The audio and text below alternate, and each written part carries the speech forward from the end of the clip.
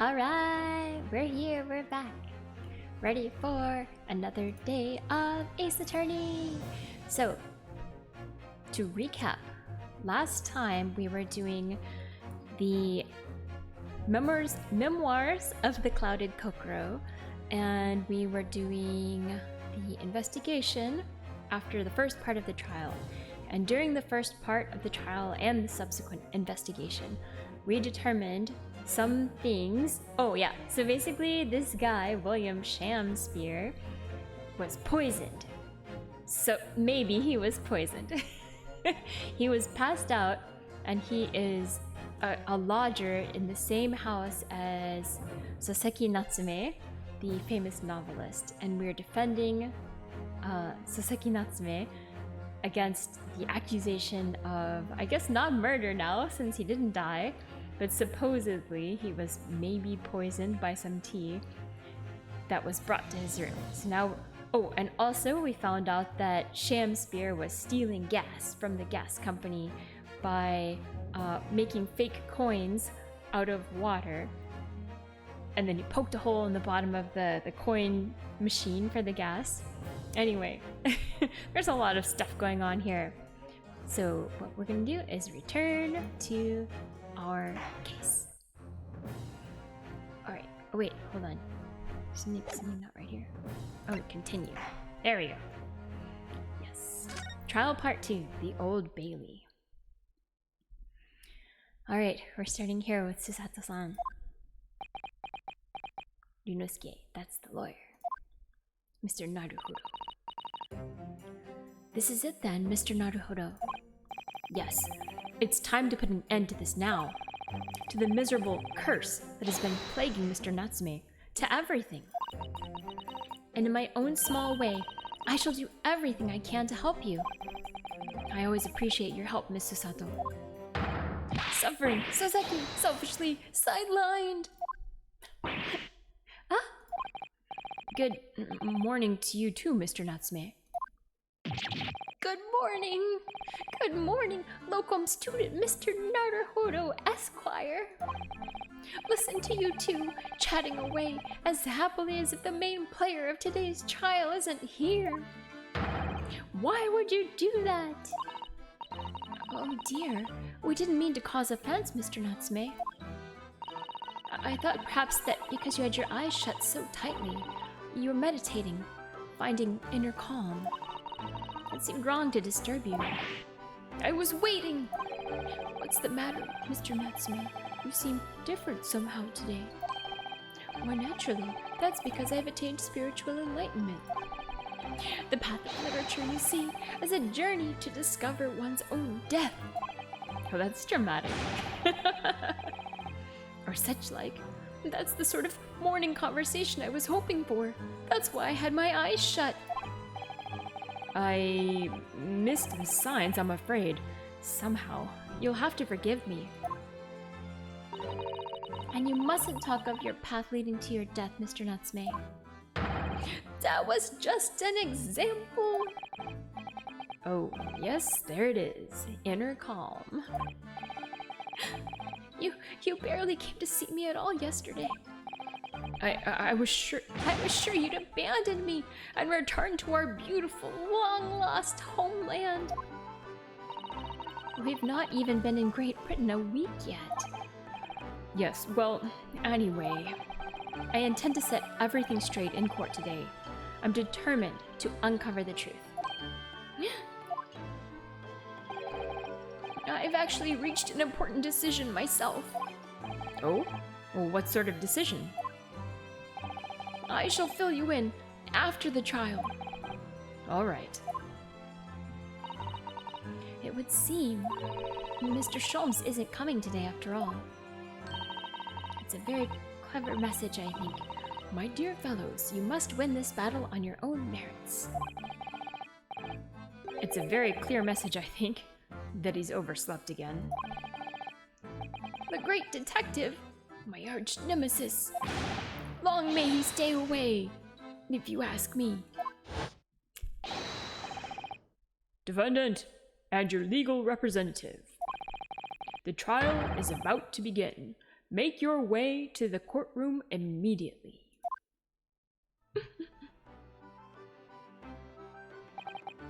Today, once again, we face the Reaper. And when the Reaper stands for the prosecution, the defendant's fate is sealed. But I don't believe in that legend any more than I believe in Sasaki-san's curse. The truth is hidden here somewhere, and I won't let it escape me. I have to keep believing in my client, and keep fighting to the very end. That's all. Alright, let's go!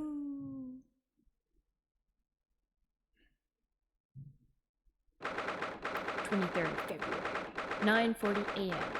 The Old Bay Court. Okay. What have we here? In the name of Her Majesty the Queen, I hereby declare this court to be in session. I call upon the counsels for the prosecution and defense to declare their willingness to proceed. The prosecution is ready. Yes, the defense is ready. Very good. And now I call upon the 6 ladies and gentlemen of the jury, chosen by lot to represent the will of the people in this trial. Are you ready to proceed? Absolutely. Justice will be done, you mark my words. I feel obliged to say I feel especially ruthless on days when my hat is sitting just right. Oh, well, I wonder if you could adjust my hat for me.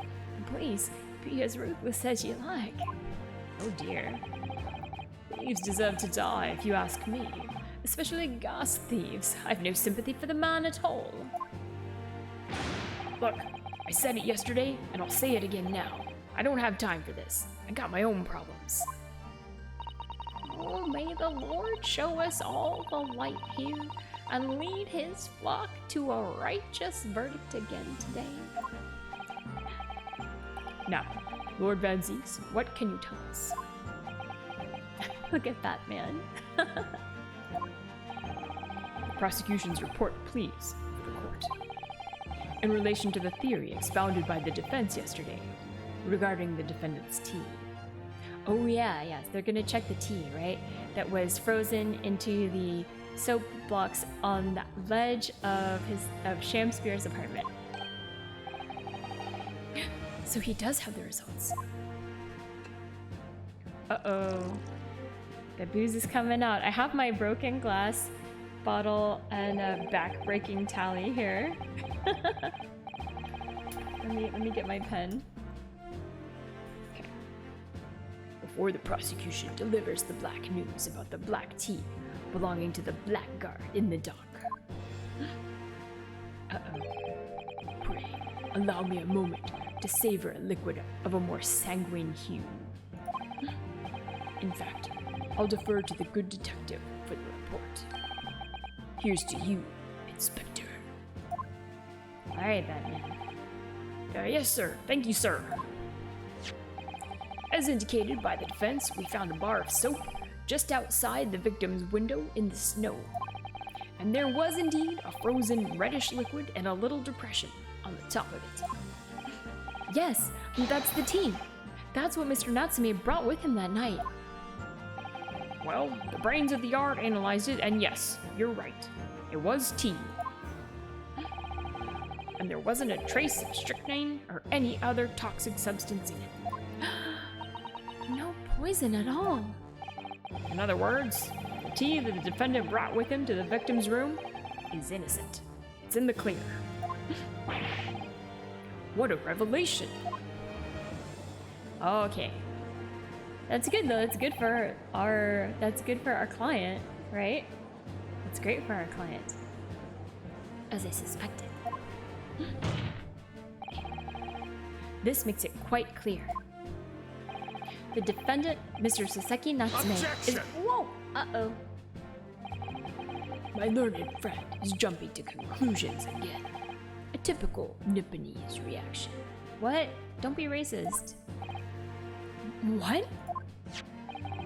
Yes, it's true. No poison was found in the few drops of liquid recovered from the soap on the window ledge. But what logic is that? Would you take a drop from the Thames and conclude that the water in the ocean isn't salty? Wait, is he saying like it's like too dilute or something? If you drank the whole tea, it would kill you, but you can't detect the poison in one drop of tea or something? Dang, what the heck? Why this narration so good? Hi, Hopeless Salary Man. Thank you so much for the bits. And I'm glad you like my reading. Welcome, welcome.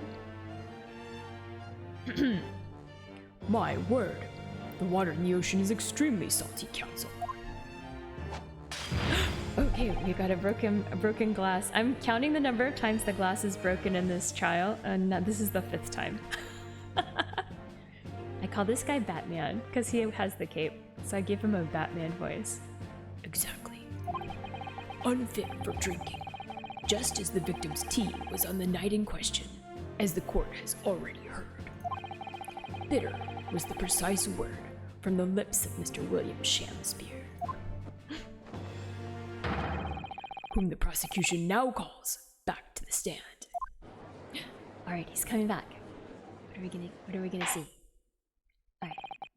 Very well, I will uphold the prosecution's request. Mr. Shakespeare.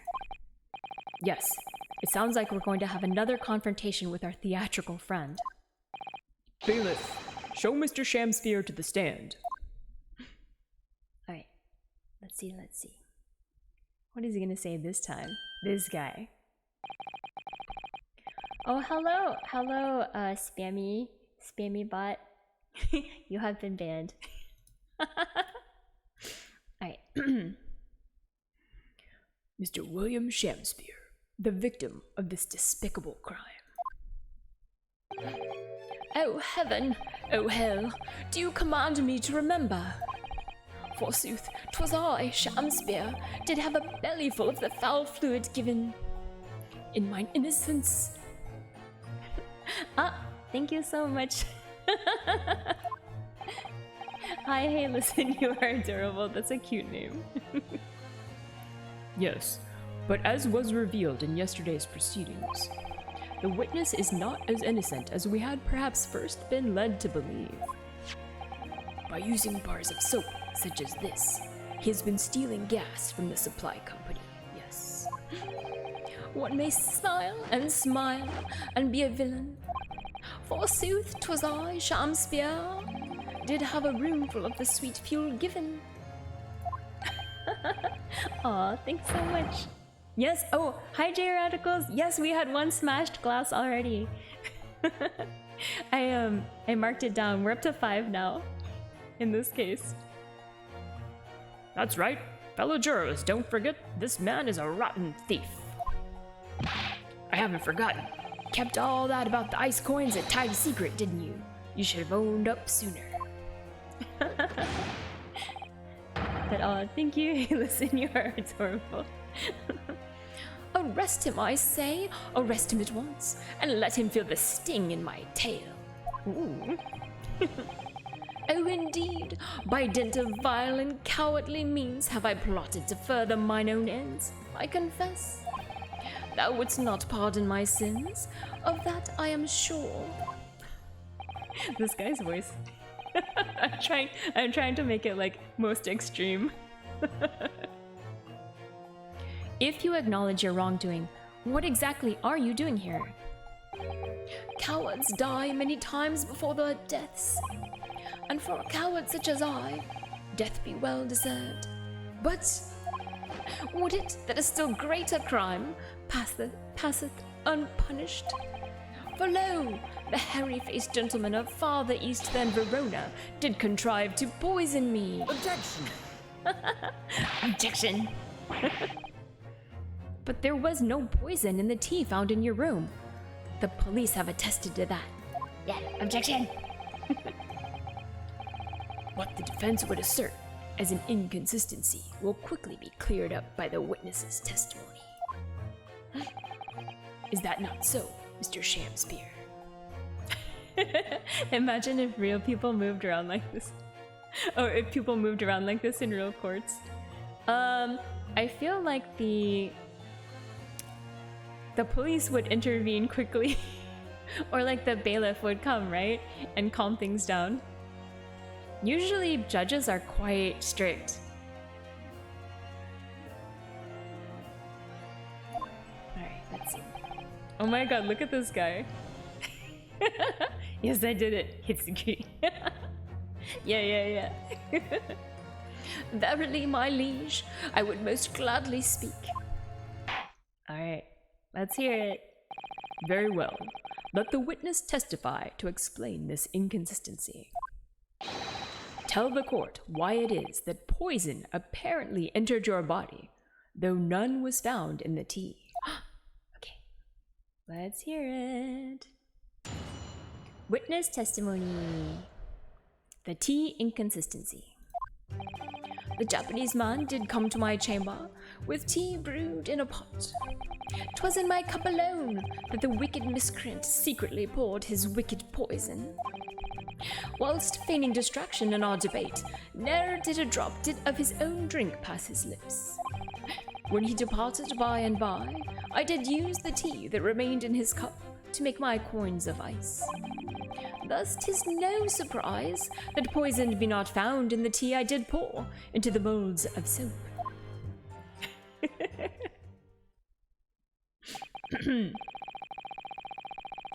The poison was slipped into the cup after the tea had been poured. The normal way for poison to be administered, in my experience. Ooh, in your experience. Van Zeeks, does that mean you are a poisoner? Maybe. Quite. Otherwise, it would be disastrous if the poisoner were to mix up the cups, for instance. Alright, that's a fair point. But no poison bottle was found at the scene. Because, quite simply, the Nipponese took the bottle back to his own room. The absence of a vessel containing the poison only becomes problematic when considering suicide. I knew that. By now, it should be perfectly clear. A bar or two of cheap soap is wholly insufficient to wash the deep stains of guilt from the accused's hands. Almost had like a back-breaking incident, but not quite. Sirs, madams, 'tis true that I, Shamspeare, be a common thief of gas. But listen here, ladies and gentlemen. Oh no, what happened? Oh, magically perfectly straight again? Okay. Wherefore would I lie? Verily, I have no cause. I have naught to lose. Well, I do declare. Oh, wait, sorry. I guess the Beat Saber. Oh no, the Beat Saber timer is still on. Hold on, let me fix that. Dang you, Beat Saber timer. No. Okay, pretend you didn't see that. I'm gonna turn that off as well. Okay. Exactly. Thank you for your testimony, witness. Counsel, proceed with the cross-examination. Yes, my lord. Yeah, Beat Saber was Friday. I thought I updated all the things, but evidently I did not. Okay. The tea inconsistency. The Japanese man did come to my chamber with tea brewed in a pot. Alright, so my general policy for these is I just press on every on every statement to see what he says. Hold it! Alright. I understand that you were already acquainted with Mr. Natsume. Is that correct? I know thee not, old man. Fall to thy prayers. Do I know thee, or know thee not? Methinks 'tis All we do is press. You're not wrong. The game doesn't require that much strategy. Methinks 'tis all I can know that thy destiny mingles with mine. Well, it's almost romantic. You lost me at the first "the." Zounds, sir, thou must learn the English tongue afore thou turns thy hand to loitering. I did, but I must have missed the archaic Elizabethan lecture. Verily and in truth, 'twas a fine flavoured brew. Wait, I thought they said it was bitter. Though a drop of poison did barb its sweetness, as the thorn doth barb the sweet rose. That, dear friends, be the simple truth. Listen to Mr. Shamsphere. He seems even in better form than he was yesterday. Either that, or I'm in worse form. That fated evening, after I did dine, at Grubb's Grubbery, a local alehouse of good report, naught did pass my lips but the tainted black tea. But behold, the poison was not in the tea at first. Really? Okay. Alright, the next... Actually, we should look at the, let's look at the... I want to look at the stuff that we have. Okay. Ah, hi, Soyu. We have these teacups, right? We should look at these as well. Let us just check them out. Okay, this one has like the red ring in it, which I feel like that means it's been like left out more or something. I don't know. They're both dirty. And that is the only thing about them. I think we've looked at them already, but let's see. Okay. This must be the cup that Mr. Shamsphere was drinking from then.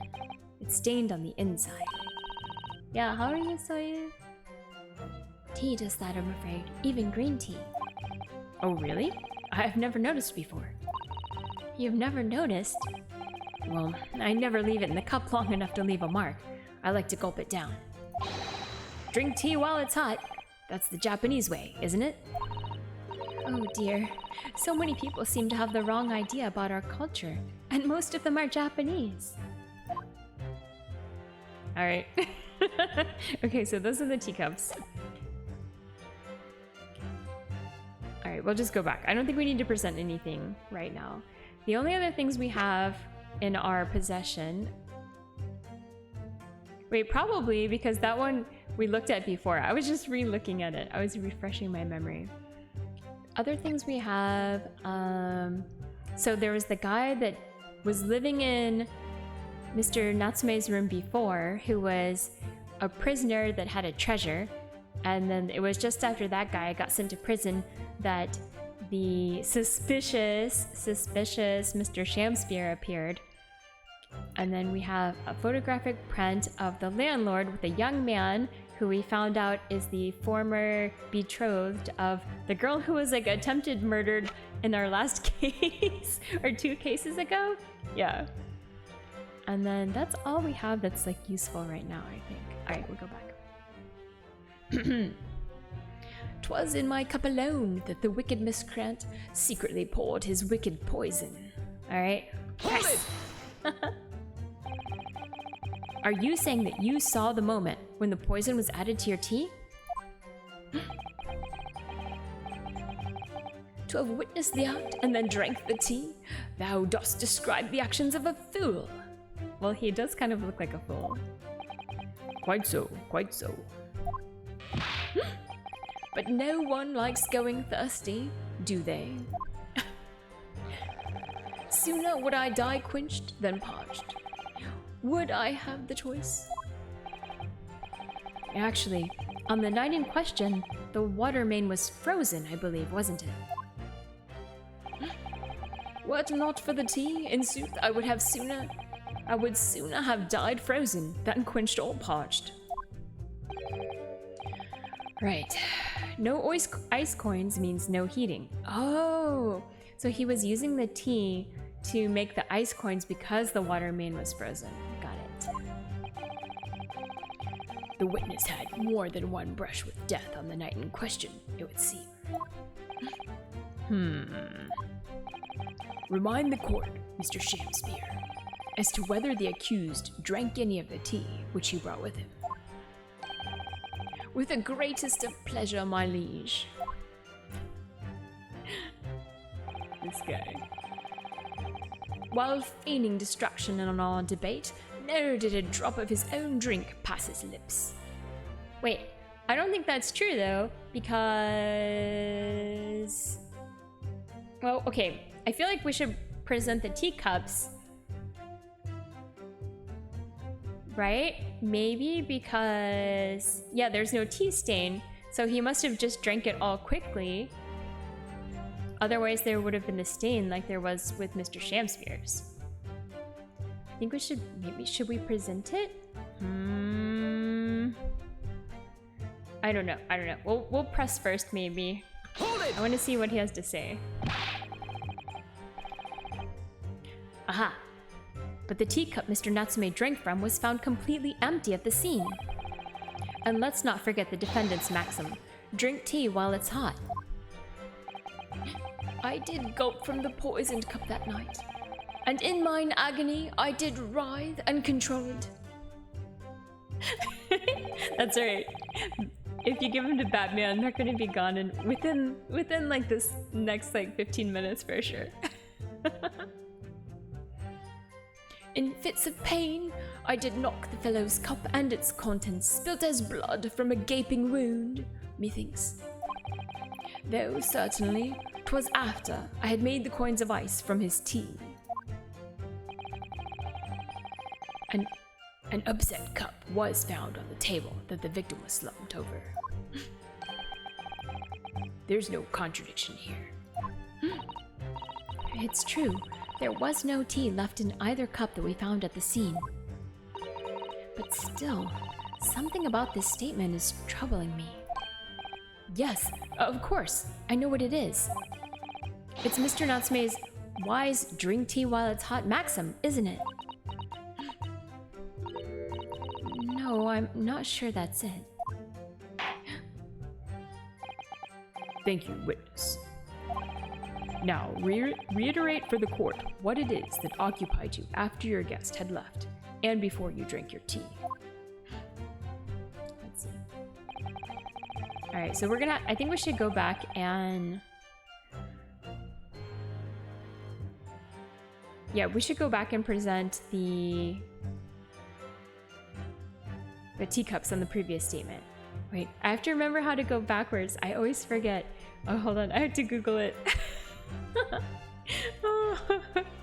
Okay, how to go backwards. Is it turning? Oh, man. Is it... hold on just a second. I always forget like the keystroke for it. I tried looking it up, but unfortunately it didn't seem to like give me help here. Come on, come on. Is it Y? Let me see. No, can I click on this one? Nope, that just made us go. Okay, we're gonna just go through. We'll just go through again, and then we'll go back to number 3, and we'll see. Because it always lets us start over, so it's okay. I'm just gonna skip through this to like go back to the beginning. Alright. Alright. Let's go. Back to the beginning.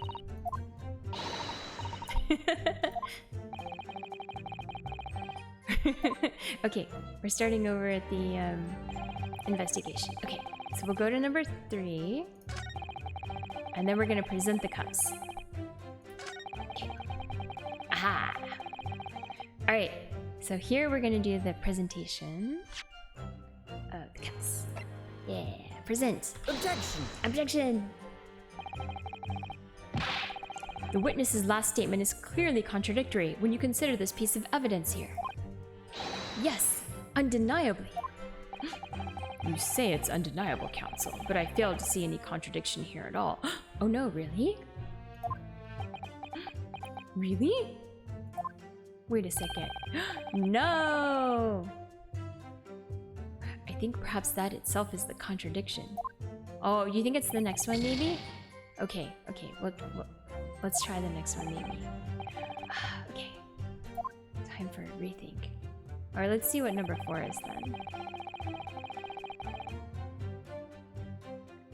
It was...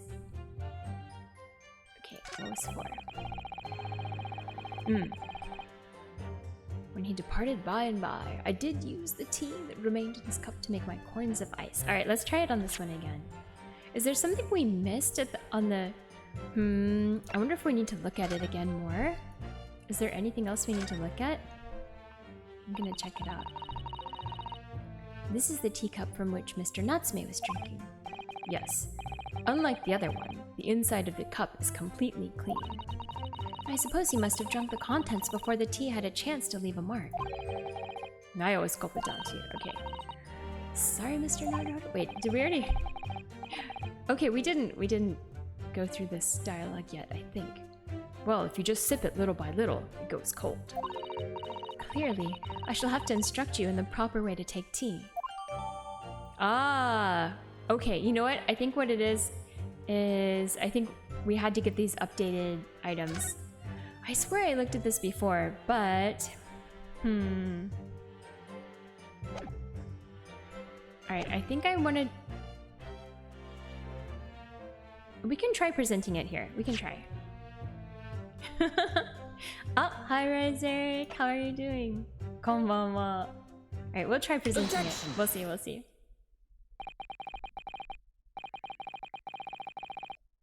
You claim that Mr. Natsume didn't drink a drop of tea on the night in question. And that you used the tea that was left in his cup to make your fake coins. Yeah, this seems promising. It seems promising, right? But that's not possible. Doing good and ready to judge innocent people? Alright, let's go! How, chop logic. What is this, ye dark, ye clad fiend? Why clad? What is that? I don't know that word. The 2 teacups from the scene. One used by the victim, and the other by the defendant. Ooh, serious desk thumping. Have a clear difference between them. One that represents incontrovertible proof. Incontrovertible? What difference? Look at the inside of the cups. Just here, there's a clearly visible ring. Alright, we got exciting music now. Yes, a tea ring. Commonplace enough. Indeed. Such stains occur all too readily when one leaves tea in the cup for a while. And yet, Mr. Natsume's cup has no such ring. Good lord, you're right. It's completely clean. And prithee, sir, what makest thou of it? Exactly what Mr. Natsume told the court yesterday. The Japanese saying he quoted.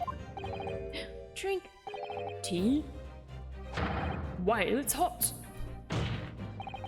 That's right. Yes. The jittery Mr. Natsume was true to his usual self that night and drank his tea in no time. If, as you claim in your testimony, he didn't touch a drop of his tea, a ring would have developed on the inside of his cup as well, after the several hours the tea was left standing. But, in short, Mr. Shamspeare, you clearly lied to the court. Get me to a nunnery! Objection! Ooh, uh-oh. Uh-oh. Oh no, oh no, is he gonna throw it? As a rule, I fill my hallowed chalice up to 7 times during any one trial. Oh, so is that saying we're gonna have like 7 broken glasses? You might want to keep that information to yourself. Yeah, this guy is a serious drinking on the job type. Yet on distraction, on occasion, tedium distracts me, and I pour more times than I intended, until the bottle is dry. Oh, so we're counting the broken bottles, broken glass, back breaking. The back breaking is like when Naruhodo-san gets thrown up against the back of the his little like box where he's in out of shock. That's only happened 3 times so far. Don't forget the body count as well. That's right. Well, so far nobody's died in this one, right? So we're doing all right. Your drinking habits are fascinating, but irrelevant. On the contrary, they illustrate the fickleness of human memory. This guy. To William Shakespeare. Yes, my liege. Though you previously stated that you made the coins of ice from the leftover tea in the accused's cup, could it be that you are perhaps mistaken? Oh, hi XSL. How are you? Good to see you. Eh? Could it be that? Yes. Perhaps there was some tea remaining in the small teapot left at the scene. Oh my god, this guy's leading the witness so bad. Come on, that's not fair. Whoa. Okay, I think that counts as a broken glass. Number 6. You sent me the drink you're drinking? Okay, let me see. Oh, that looks nice. That looks nice actually. And not too strong. Man, I have glass shards in my hand while prosecuting Sikhs. I know, right? I mean, unless his gloves are made out of Kevlar. Maybe he has Kevlar gloves to protect him. His table's probably a mess, 100%.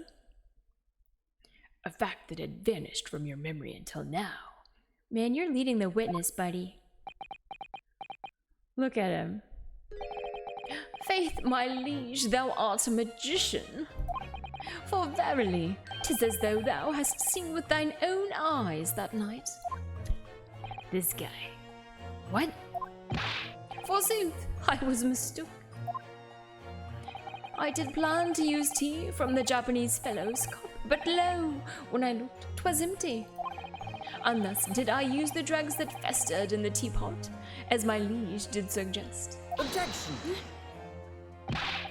And you've just suddenly remembered now that you made a mistake before? Are we supposed to believe that? Objection! People's memories are imperfect, my learned friend, which is why we rely on evidence instead. Fair, I guess. But I still think you were like, you know, leading the witness. It's not cool. But in any case, it makes no difference. The victim's most recent testimony tells us 2 things of note. Firstly, that the poison was put into the victim's teacup only.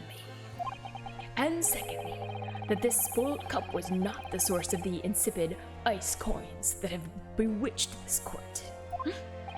The prosecution makes a fine summary of the facts. Furthermore, that testimony remains valid and in full support of the established facts. In other words... Whoa, that cape came off. The inconsistency claimed by the defense simply does not exist. No! What does this mean then? I do declare it means there's no issue with the gas thief's testimony. Well, apart from the bit about the thieving gas, obviously. My lords, ladies, and gentlemen of the jury, I do solemnly swear, after I did dine at Grubb's Grubbery Ale House that night, naught did pass my lips but the black tea given me by the Japanese, whose back be stooped as low as death. And on what did you dine, sir? Why, I did partake of my favorites, a broth as wouldst be called soup, and a leaf as wouldst be called salad. Soup and salad? What is this, Olive Garden? As insalubrious a menu as the establishment where it was served. But you gods will give us. some faults to make us men. Willingly would I suffer what punishment 'tis seen fit to serve a wicked thief of gas. But I pray ye wise and noble fellows, ne'er forget the simple truth. I see the leaf I posted on Twitter. Yeah, I'm a salad aficionado. That be one thing, and this be another. Uh-oh, it's not looking good for us. Jurors all, your humble servant Shamspeare doth entreat you, punish the Japanese fellow for his sins. My lord! No! If I may speak, my lord. Yes, Mr. Foreman. I believe we may have been duped by that rotten defense lawyer. By me? I do declare, you may be right. We all know the waif there was making coins of ice to keep himself warm. But this lawyer lad says if he's stealing gas, he deserves a dose of poison, eh? He's been leading us up the garden path. That's what he's been doing. I really never said anything like that. But what we just heard from the victim there has opened up our eyes again. We've reached a decision this time, and we won't be swayed from it. I mean, you say that now, just wait. The court acknowledges the position of the jury foreman, and will duly hear the jury's findings. That's what she said. What? No, you can't yet. Ladies and gentlemen of the jury, you will state your decisions now. Guilty! Guilty. Oh no. Guilty. Oh no. Guilty. Not good. Okay. Guilty. Not good for us. Not guilty. Thank you, Sparky. Thank you so much. You're the only one. You can't. You can't sway the jury though. Traitors. Indeed. I hereby declare the jury to be in one accord. Oh, happy day! Oh, look at those hips. My god. How is this happening? He's mad. My lord, The defense! Oh, the defense asserts its right to carry out a summation examination.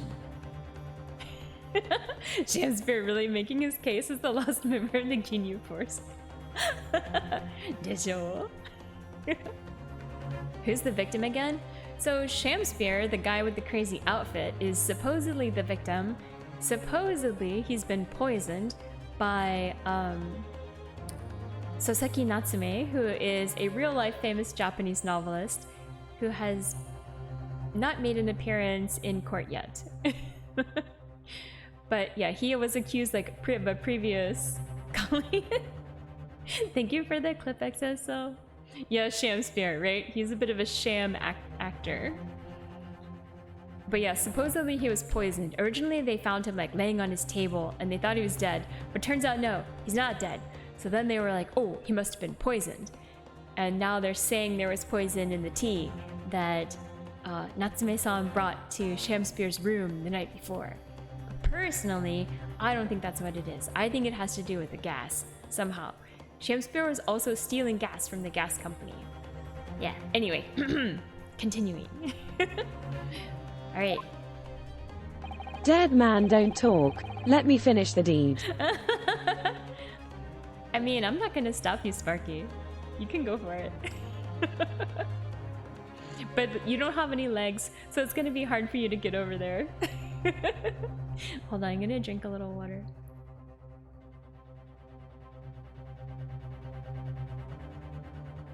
Okie dokie. Curse it.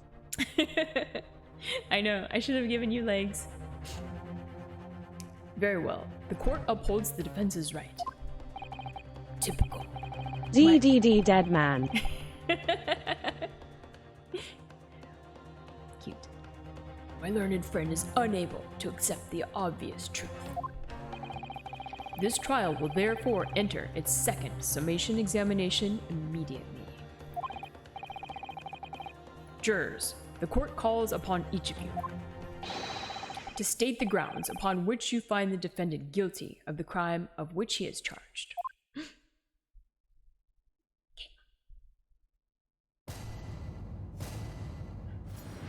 Alright, let's go. The jurors' contentions. I can spin my tail really, really fast to create reverse thrust. You're gonna like helicopter yourself over to do murder with a tail. I want to see that. That'd be hilarious. I'm a man of logic, me, and having considered all the evidence, the defendant must logically be guilty. I do agree that gas is far too expensive. I can quite understand why the man would want to avoid paying. Wait, what does that have to do with anything? Oh, you're gonna steal my tails too. The stuff explodes and it can poison you. It's absolutely lethal, gas is. Gas doesn't come for free. It costs a fortune to deliver it around the city and maintain the pipes. Truth be told, the tea my wife serves up for me is a little sketchy at times. I know, I don't know, she has some kind of bee costume. She's holding like an umbrella. If nothing else passed the victim's lips that night, there's no other explanation, is there? Alright. Now we're gonna do our usual and just press on everybody. I do feel that perhaps personal opinion about gas and its supply has influenced decisions somewhat. I agree. Yeah, juror number 5 should fear for his life. I agree. But never mind. What do you mean, never mind, Judge? You're the judge. Oh, yeah. No, you really should mind. And the truth is, our counter-argument wasn't as unassailable as we'd hoped. And Mr. Shamspeare was poisoned. There can be no doubt of that. Then how are we supposed to turn this around? I think we need to establish the method by which Mr. Shamspeare was actually poisoned. Our only hope is to demonstrate that to the court incontrovertibly. But that's almost surely impossible at this stage. If we don't manage it though, Mr. Natsume will be found guilty. It could be the gas. Yeah, that's my current suspicion. But we'll see. Because they keep bringing it up. It has to do something with this case. Somehow. Yeah, Natsume is the famous novelist. That's correct. No delays, counsel. Proceed with the summation examination. Ooh, wow. Standing up. Look at this face back here, this guy. Psh. The defense's rebuttal. Okay. I'm a man of logic, me, and having considered all the evidence, the defendant must logically be guilty. Alright. But really? Hold it! Alright, let's see here.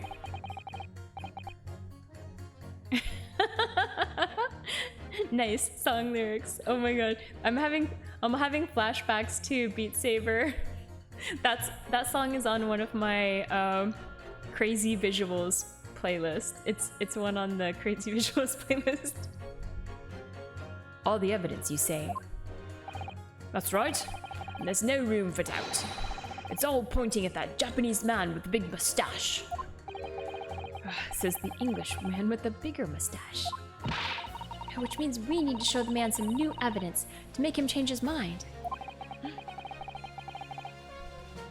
If only we had that kind of evidence. Don't worry. This summation examination has barely started, really. Perhaps there'll be a shift in the situation that shows an existing piece of evidence in a new light. Let's hope so. To start with, though, I need to find some ways out of this deadlock. Okay. I do agree that gas is far too expensive. I can quite understand why the man would want to avoid paying. Alright, what do you got to say, lady? This isn't the time or the place to be discussing the price of gas, madam. But really, think of the injustice. Air is gas and air is free. Why should Altamont gas cost money? Wow, okay. It makes my blood boil. I can feel myself becoming more ruthless than ever. This isn't the time or the place to be ruthless either. If I might interject here. Let her breath that gas for free then. Oh no, Sparky.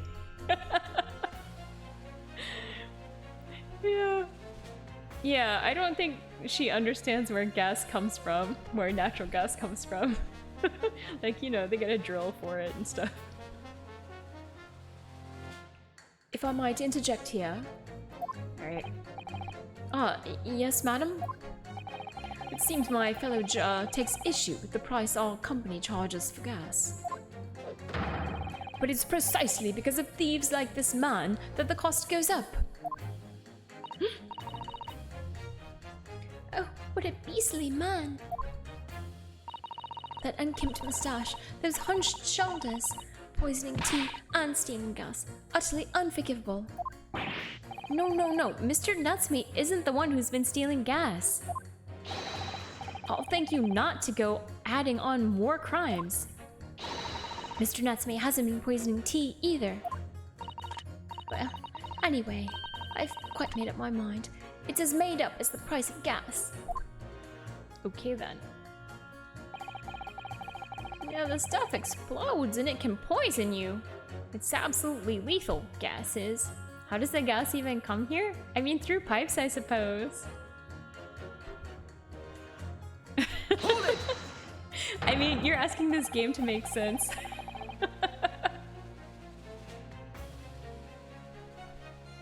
Could we please talk about the poison rather than the gas, do you think, sir? いや、本当ですか？今から5分の日本語リリームしてくれて本当にありがとう、スタコさん。OK。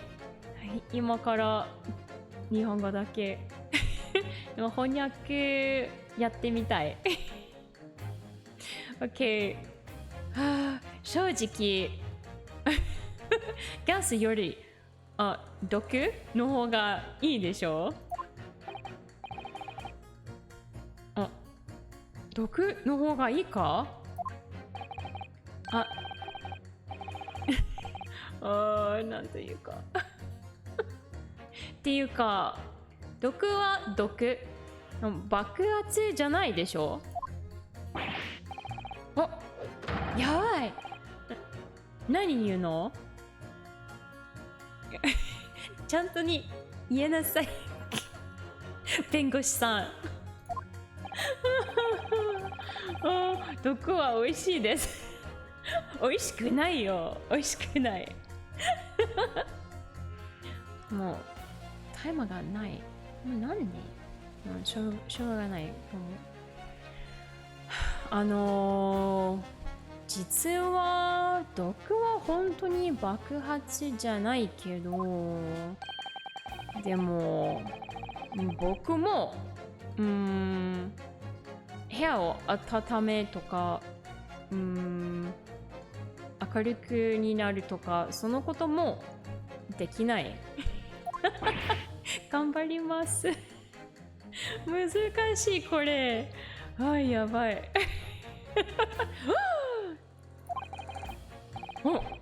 本当だ。それと考えなくて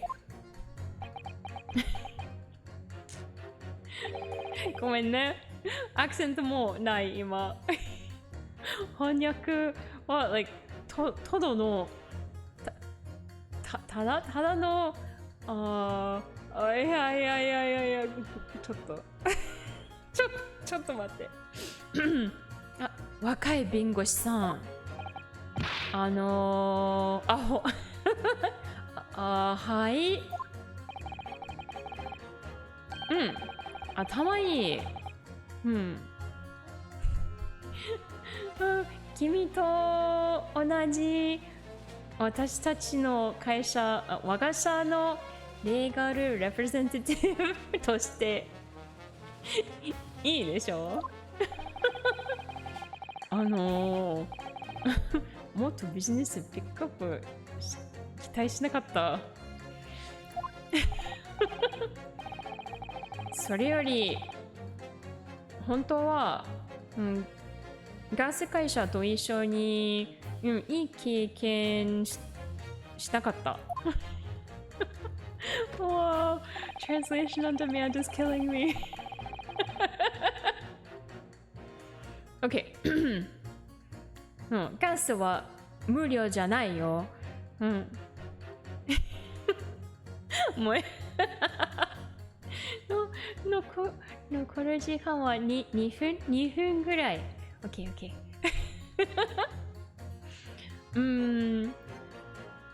シティの周りに届けると、パイプなんていうの？棒棒かも。忘れちゃう。ごめんね。それも高いよ。OK, press this. Press. Hold it!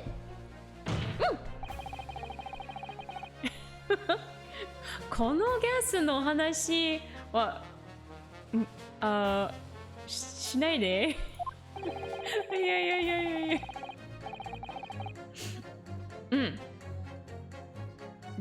タコはなんていうの？きついってなかったけど、多分きついってなかったけど、ここで本当にガスの会社に敵あるよ。やばい。そして私はここに座って我慢して、ありえないそれ。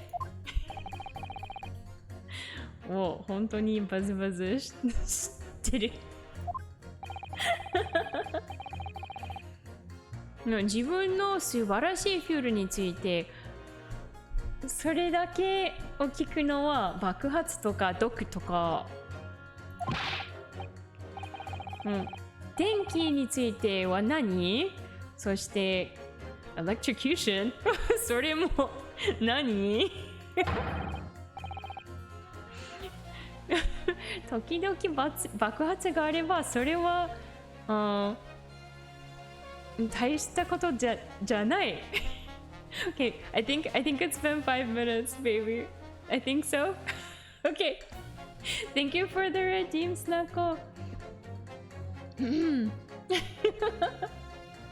let me.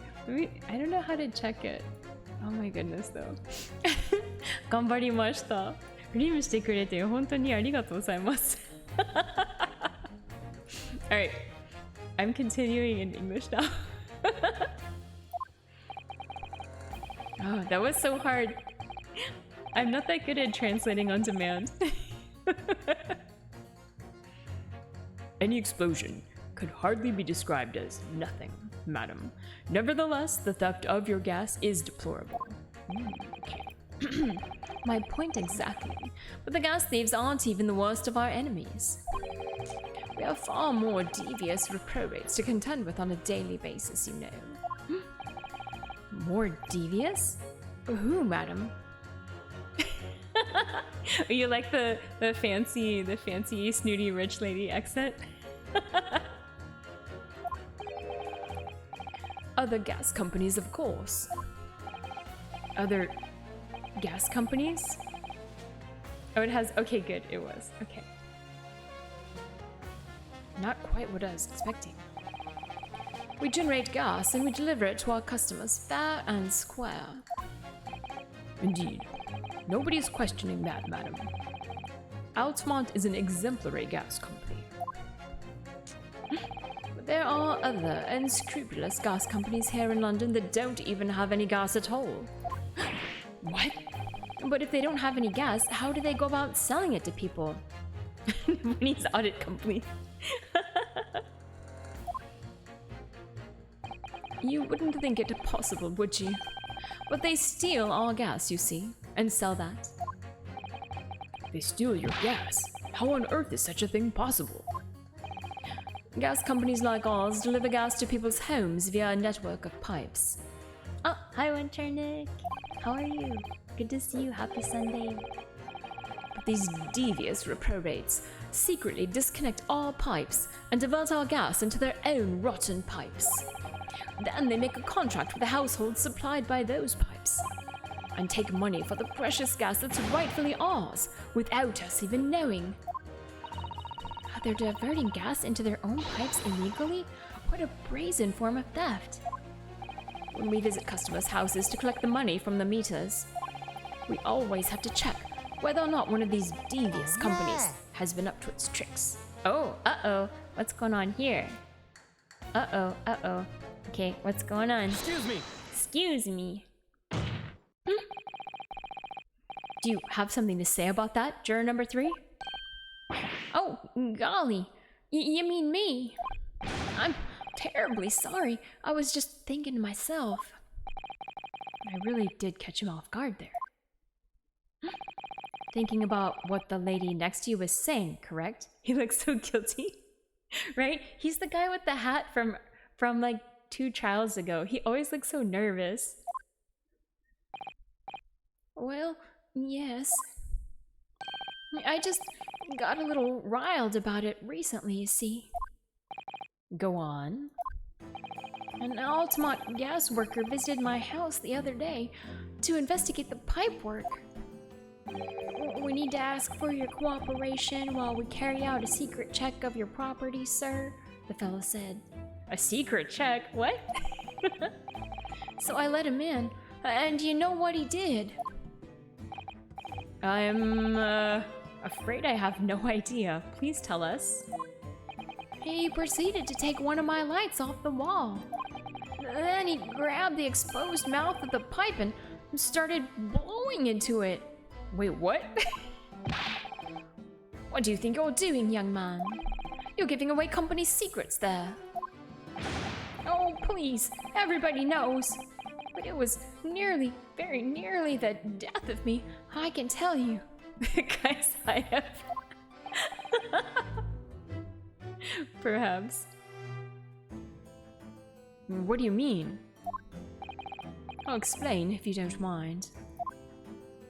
The fumes. As I said before, these unscrupulous other gas companies connect their customers to our pipe network. Yes, but how does blowing into pipes come into it? Obviously, there's gas in the pipes, and it's at a fairly low pressure.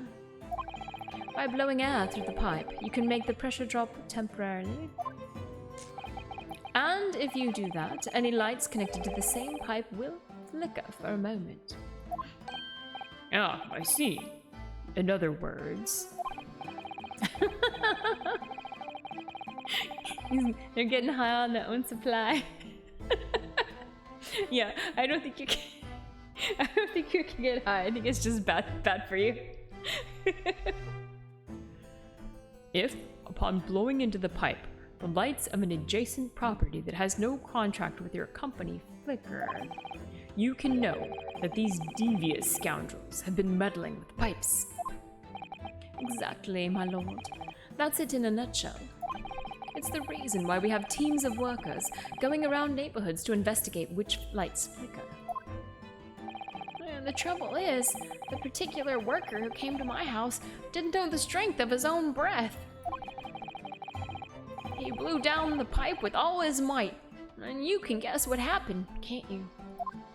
Hi there. How are you doing? Hello, hello. Happy Friday. Hey, it's Sunday. Well, if he blew hard, then... Wait, you mean... That's right. The lights didn't just flicker. They went out. Along with the stove, gas started pouring into the house. What a disaster. Wait a second. Didn't the, Okay, so in our previous, investigation, the landlord, Mr. Garadeb said that he could tell when people, came home and stuff because, things would flicker, right? like when people would turn on their gas stove, it would make other people's things flicker. I wonder if this is related. Maybe not. I don't know. We'll see. We'll see. We'll see. What a disaster. The gas supply must have been interrupted briefly because the man blew too hard, so the flames went out. Yeah, Mr. Natsume was saying there's like a curse where he keeps like almost suffocating because the gas keeps going out. The gas like pilot light for his like stove that heats his room keeps going out, and then he's like almost suffocating from gas fumes, and he thinks it's a curse. But I think something's going on. I'm afraid I yelled at the fella. Are you trying to kill us all? I said. Good question. So, by disconnecting a lamp and blowing into the exposed gas pipe, it's possible to extinguish lamps and stoves connected to the same network of pipes. Wait a second. Is Shamspear trying to kill Natsume? Is that what's going on? Oh no. Okay, maybe. And then, when the gas starts flowing again, it just silently seeps into the room. Yeah, plot thickens, 100%. My goodness.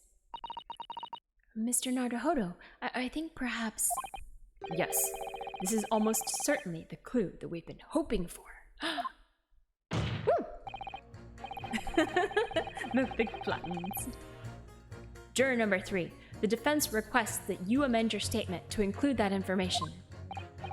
Oh, well, if you like, I don't mind. Well, I do. That's our company's secret method of identifying the rogues that, like I said, madam, it's widely known already. Very well. Juror number 3, you will amend your statement accordingly. Yes, my lord. Although I'm not really sure what the point of all this is. Okay. Alright. So we already talked about this guy, right? Oh no, maybe we should press on this as well, because this is a new statement, right? Blow too hard into a gas pipe and you extinguish everything in the house, and then you're in real trouble. Alright, let's see what he has to say now. When you say extinguish everything in the house, do you mean even on different floors? Ah, exactly. Oh yes, all the floors are connected to the same pipe after all. That's true of every building, because gas supply contracts are issued for whole properties. Well, I had no idea that it was possible to extinguish gas appliances simply by blowing down the pipe. It's not something we like to publicize, to be honest. But we have to carry out these investigations, as I'm sure you can appreciate. Indeed. It has been mentioned on more than one occasion in the papers, even. Is that so? It's been mentioned to me too, very recently. An incident involving the gas stove going out, inexplicably almost leading to someone's death. Ooh. Mr. Naruhodo, I think perhaps... Yes, it's finally starting to fall into place. The secret link that joins all of these strange occurrences. Alright. Gas doesn't come for free. It costs a fortune to deliver it around the city and maintain the pipes. Hold it! Hold it! Alright, let's see what you have to say now, lady. Can we please refrain from all this talk of gas? There's an all-out attack underway here, in case you hadn't noticed, against my company's gas. I'm supposed to sit here and take it, am I? I don't think so. She's really buzzing now. Alright. All I've heard about are wonderful fuels, explosions, and poisons. What about electricity, huh? Oh, this part we went through earlier. That's okay. What about getting electrocuted? What about that? Little explosion here and there is nothing in comparison. Any explosion could hardly be described as nothing, madam. Nevertheless, the theft of your gas is deplorable. You guys with that gas song. Oh, you just woke up from a nap, babe. Nice.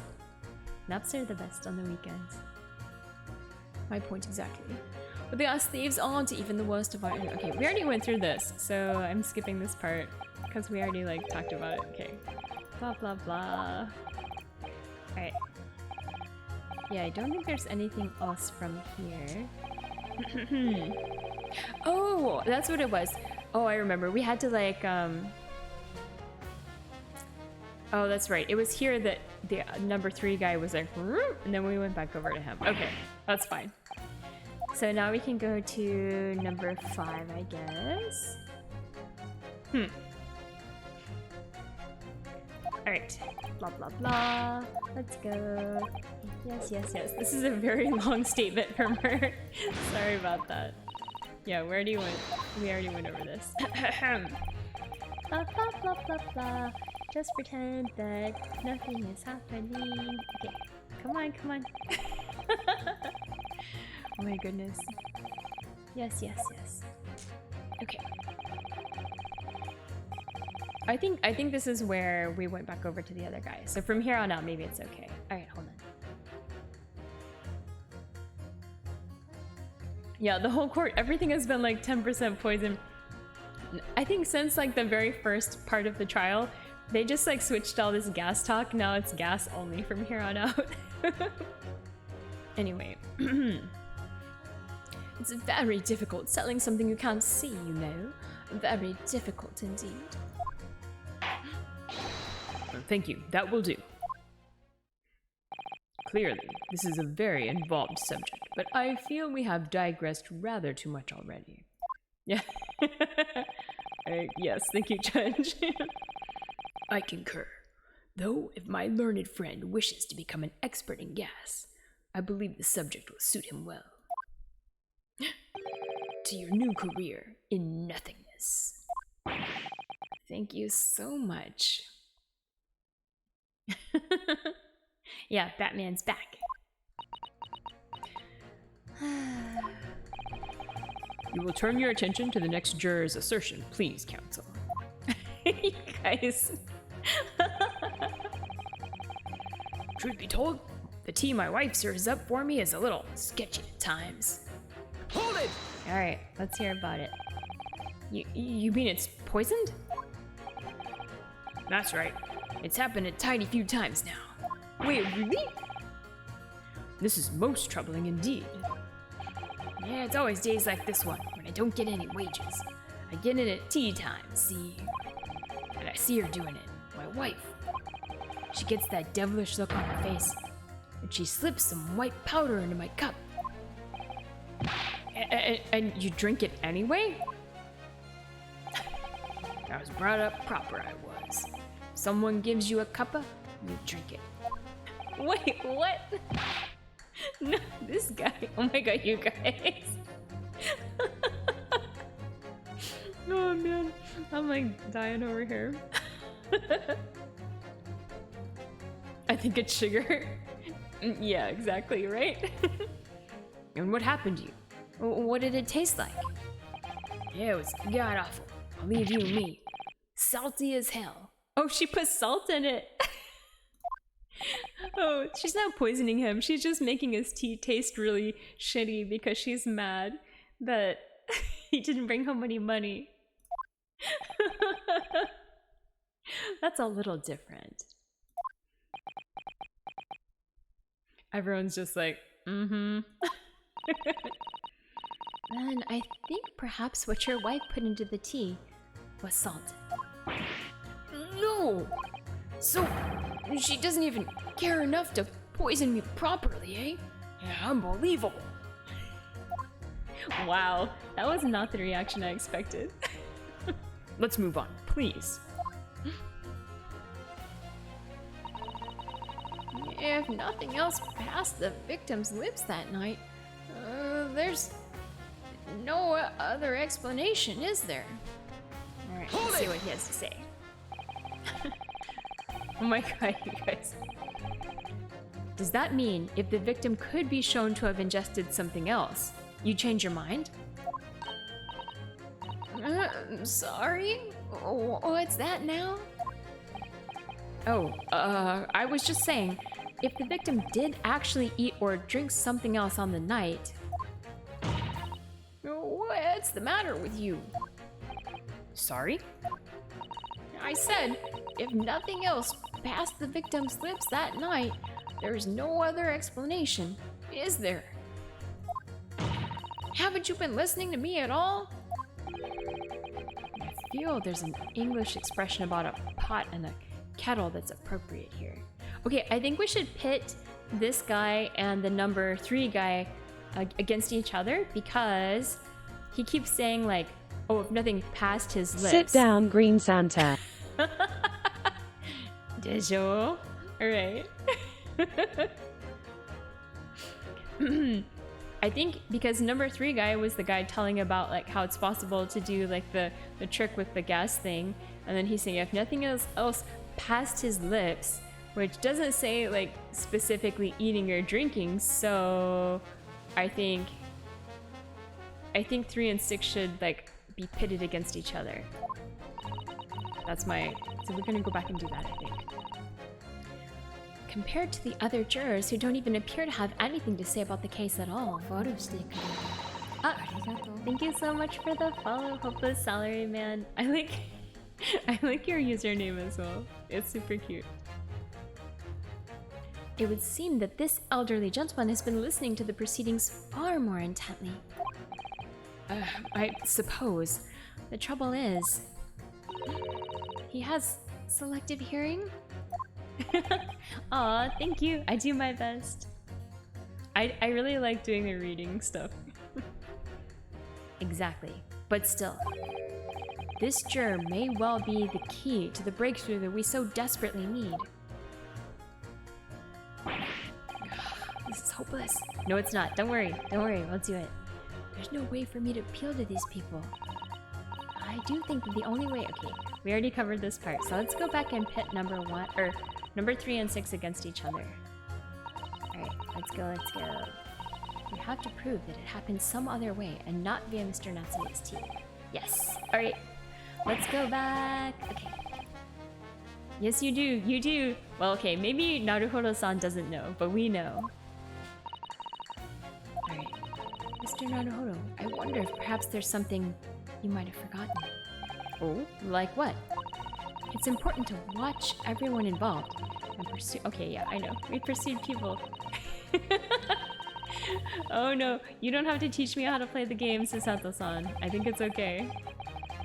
Once again, Sosaki-san's fate is entirely in my hands here. How is Susato here? Oh, this whole case is basically a flashback. I think, yeah, it's like a flashback into before she left, which is weird. But I don't know. They just decided to bring her back via flashback. I probably... Wait, what? Hey! Thank you for the clip, XSO. I probably owe it to my client to hear any advice my assistant may be able to offer. So perhaps I ought to let Susato-san remind me. No need. It's good. We're good. Thanks, though. Yeah. Okay. Let's just go. It's vital that we start trying to change these germs' minds as soon as possible. Of course, I'm sure you're right. But if you decide you'd like your memory refreshed, you need only ask Mr. Naruhodo. Alright.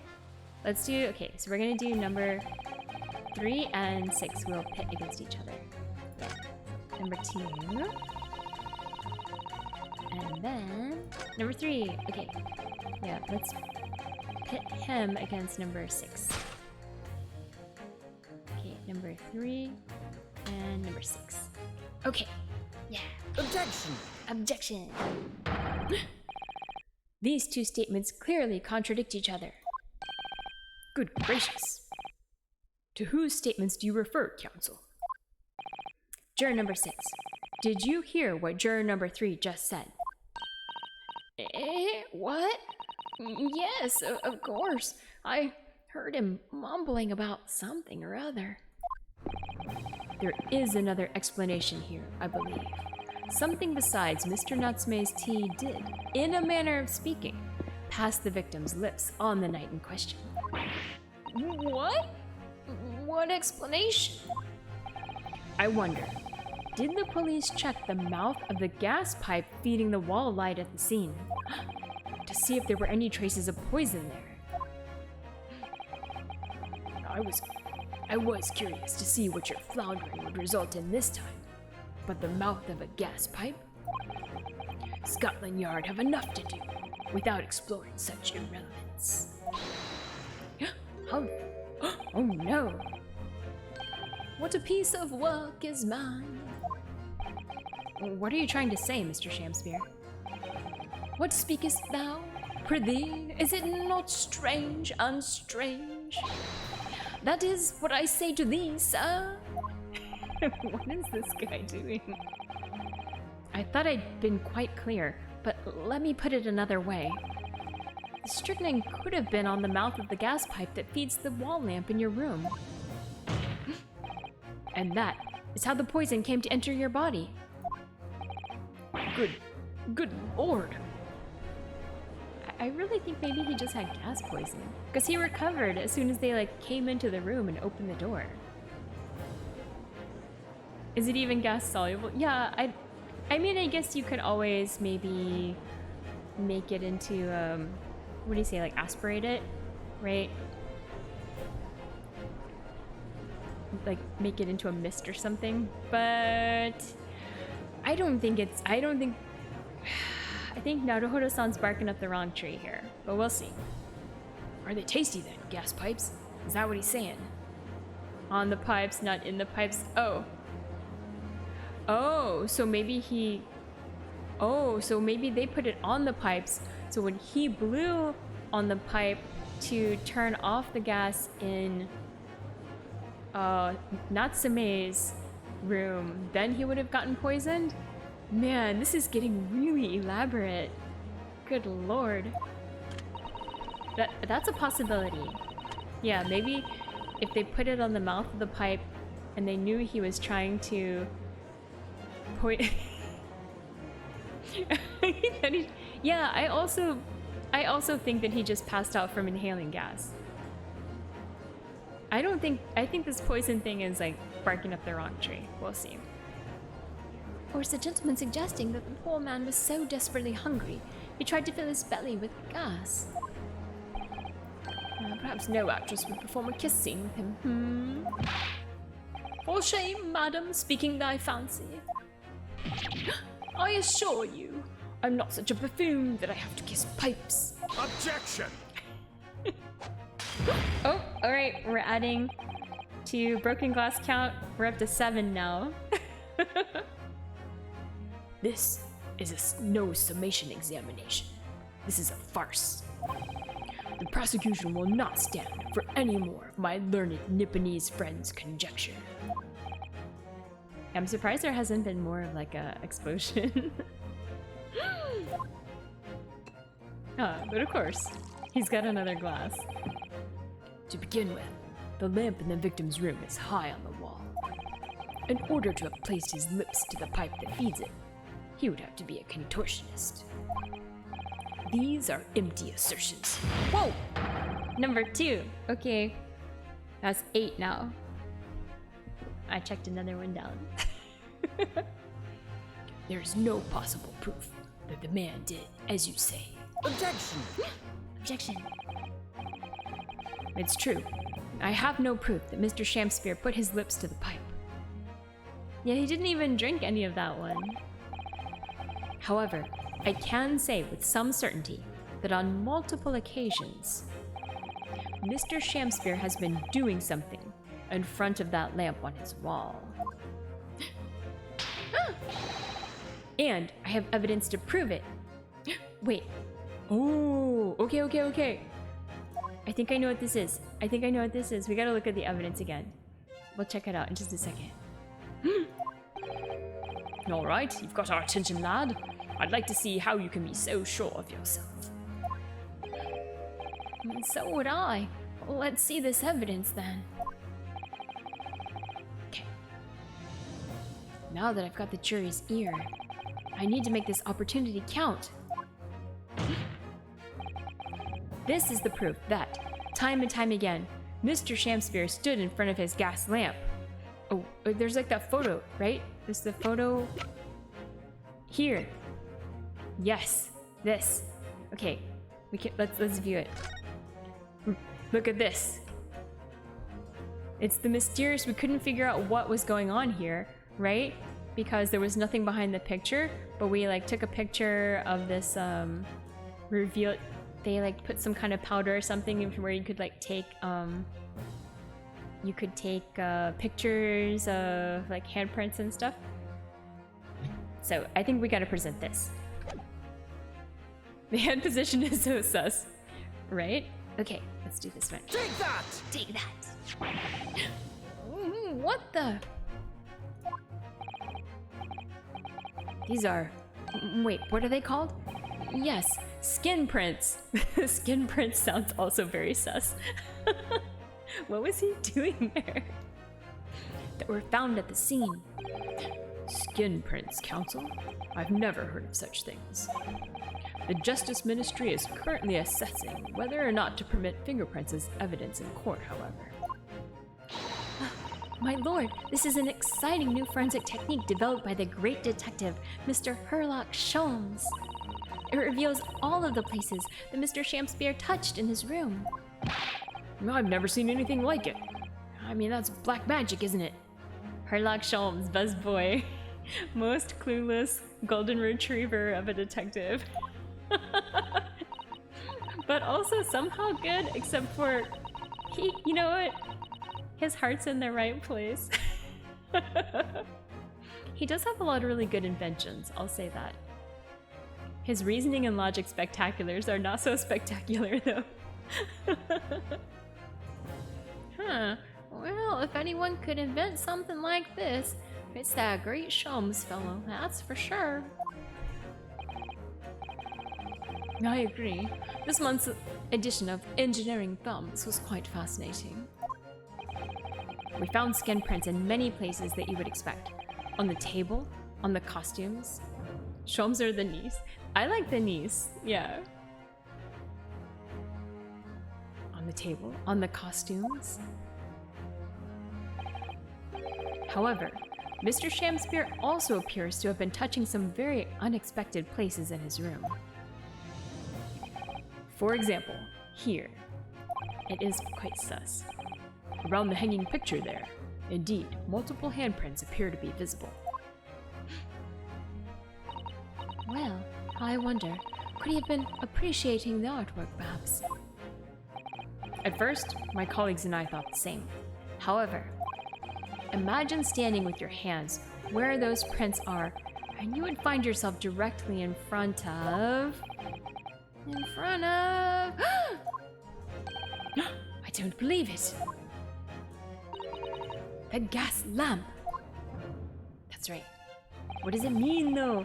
What does it all mean?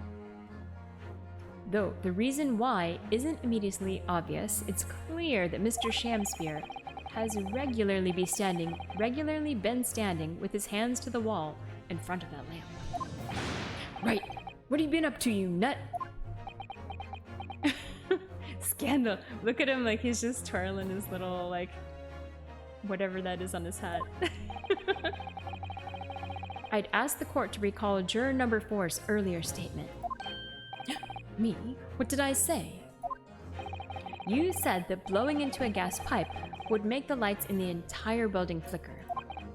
And now, if you'll recall juror number 3's statement... What? Me now?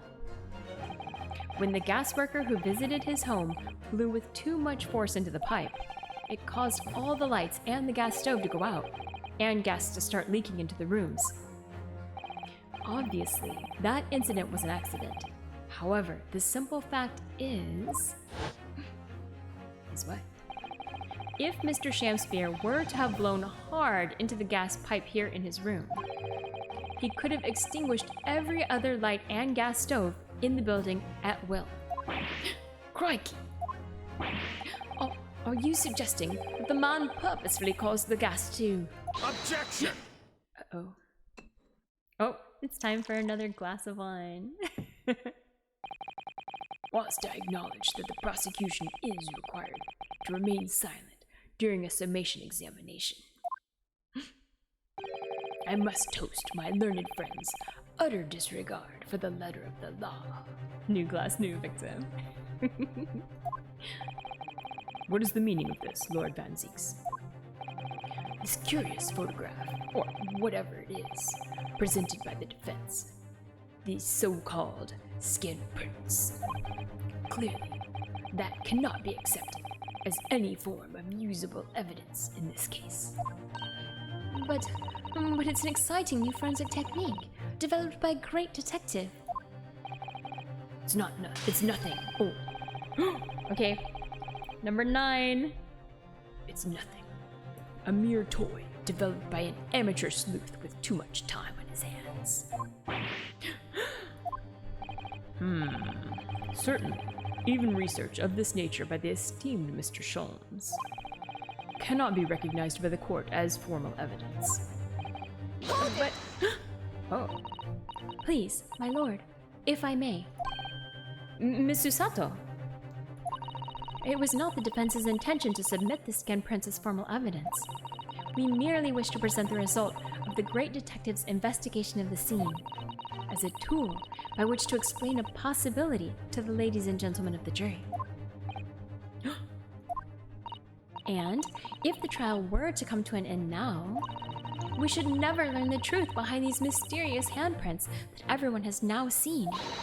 I don't believe we can allow that to happen, and I'm sure the jurors would agree. Everyone's like, oh, alright, you changed your mind, lady. Wait, you're right. Whether those strange handprints are a significant clue or not, it's down to us to decide. Juror number 3. Oh, yes, I do declare the great detective's investigation results sound absolutely fascinating. And I want to hear what that shady actor fellow has to say about these shady handprints.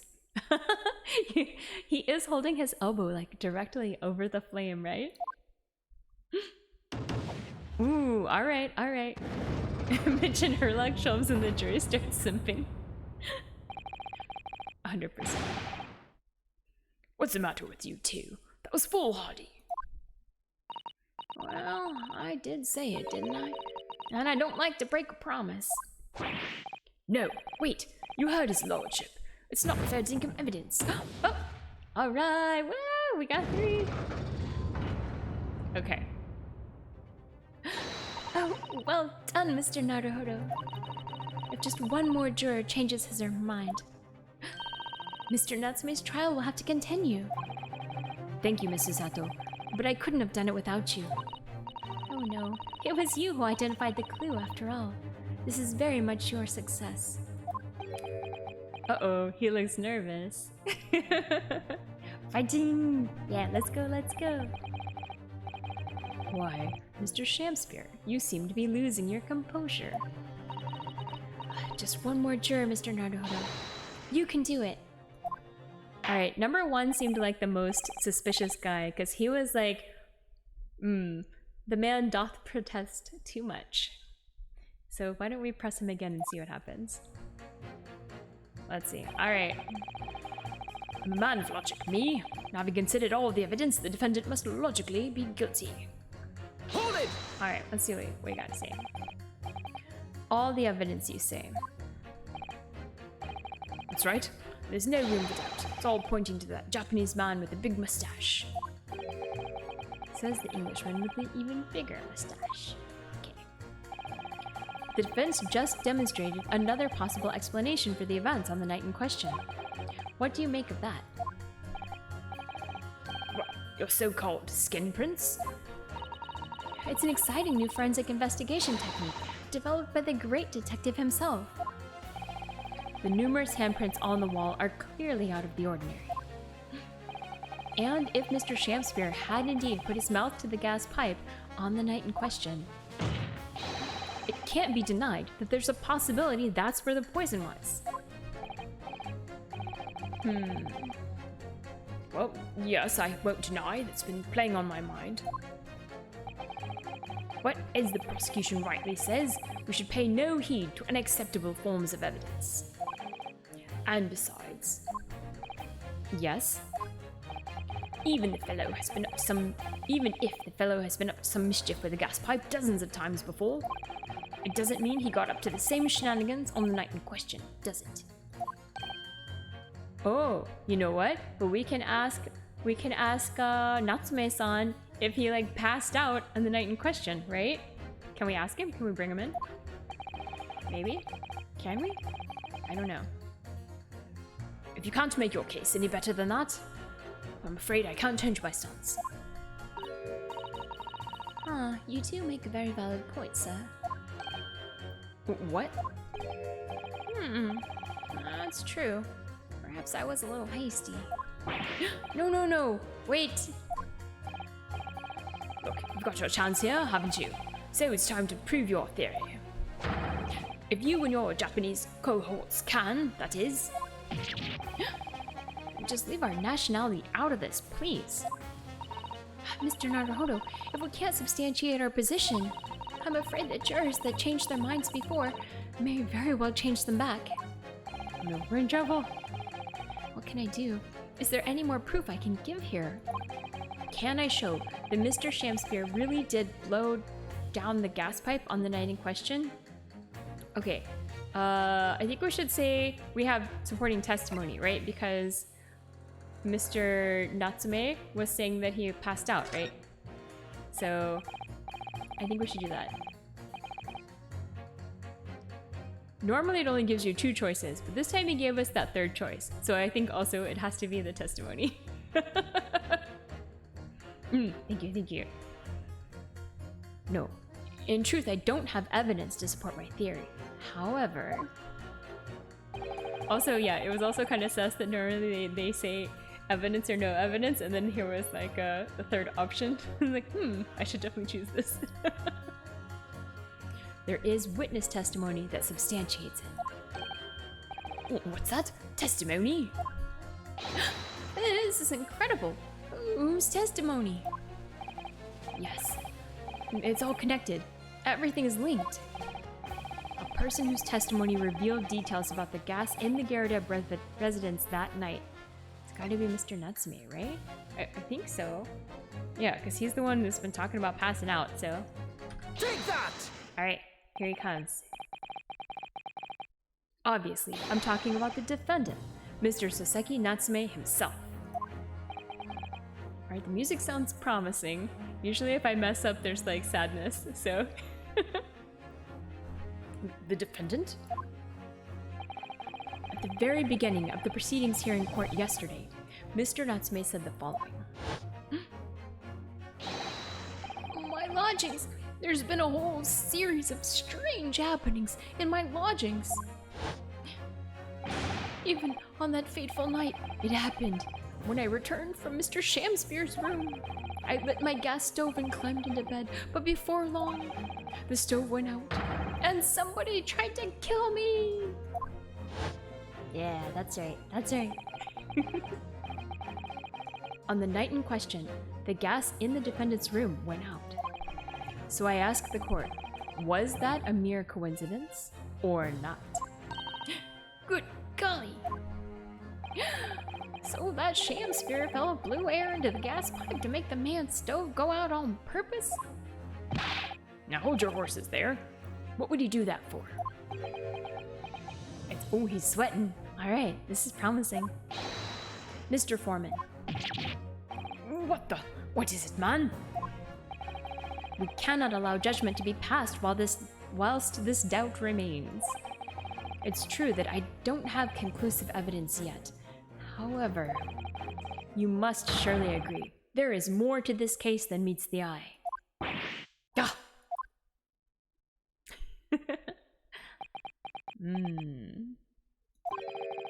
Fair enough. Like I said at the outset, I'm a man of logic, first and foremost. All right, woo! Sweet. We have tipped the scales in our favor. That's 4 jurors leaning towards not guilty, my lord. We've overturned the decision. Therefore, the defense calls for the trial to continue.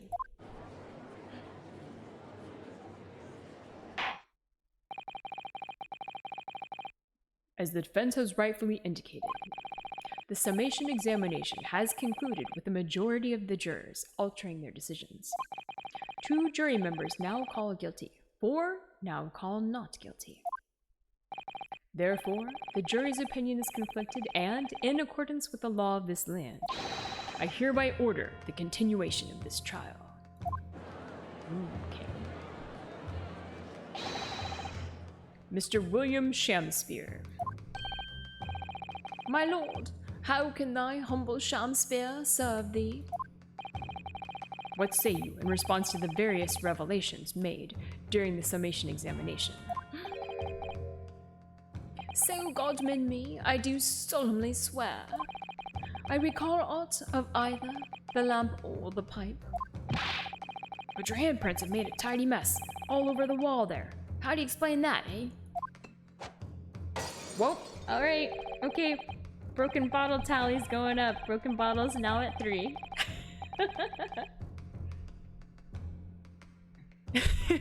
Wonder if there's a day where those flames from the juror malfunction and the judge and set the judge on fire by accident. It is right above the judge, right? There could, I don't know.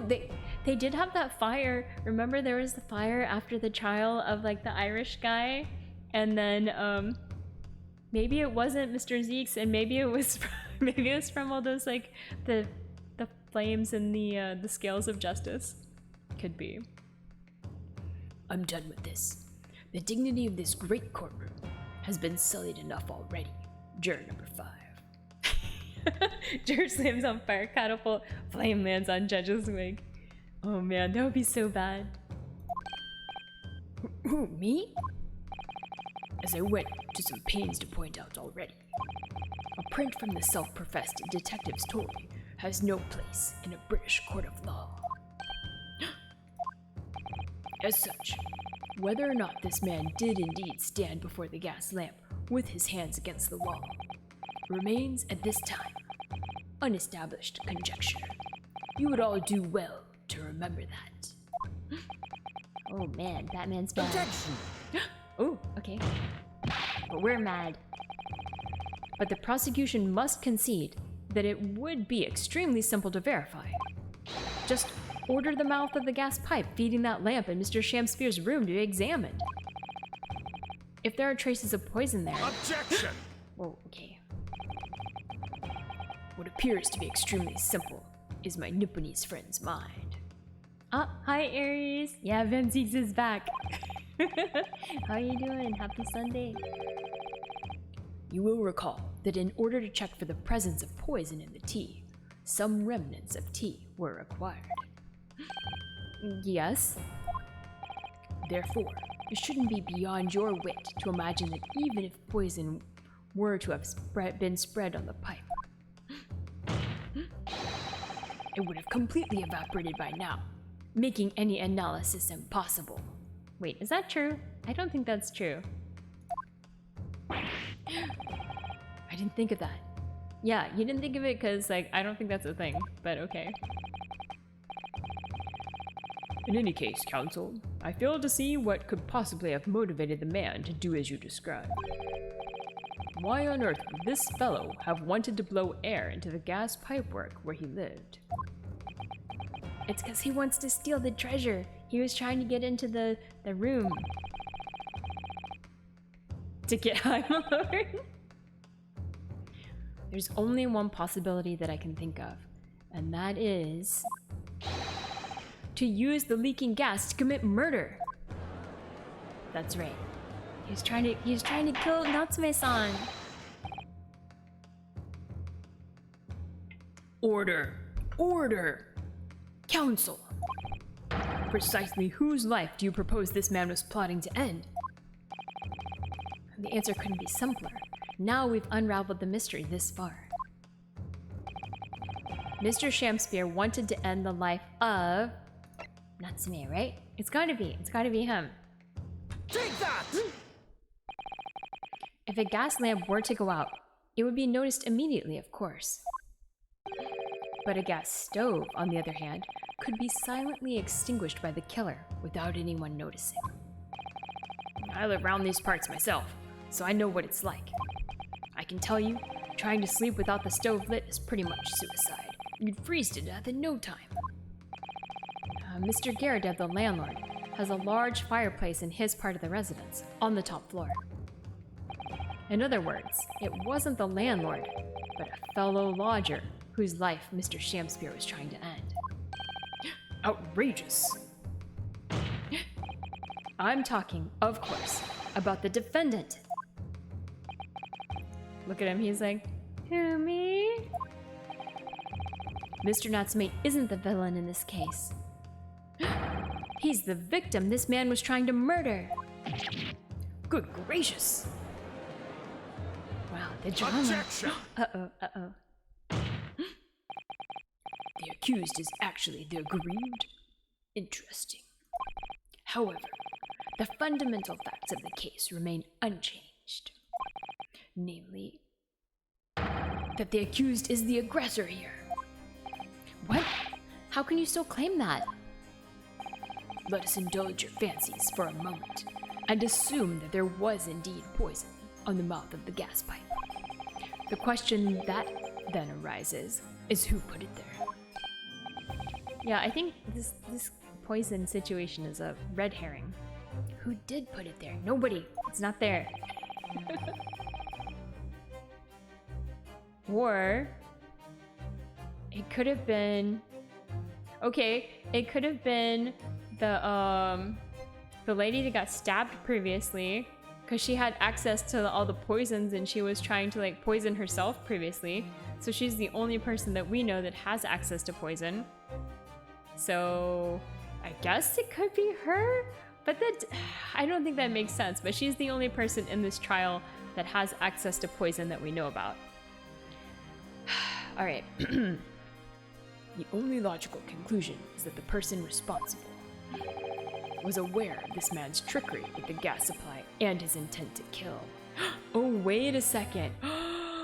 Okay. Maybe it does make sense if it's her, because the picture, if we look at the court record, the picture, this was her young man. They were engaged and he died. He was in the room before Natsume-san, and then now Natsume's in the room, so maybe she knows that Shamspear is trying to get to the treasure, and so he's killing people that live in the room.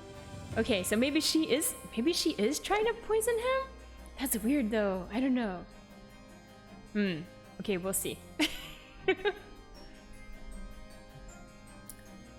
Alright, was aware of this man's trickery with the gas supply and his intent to kill. Yeah, why do they think there's poison and not just from breathing gas? I don't know. That's a good question. I don't know why they think there's poison.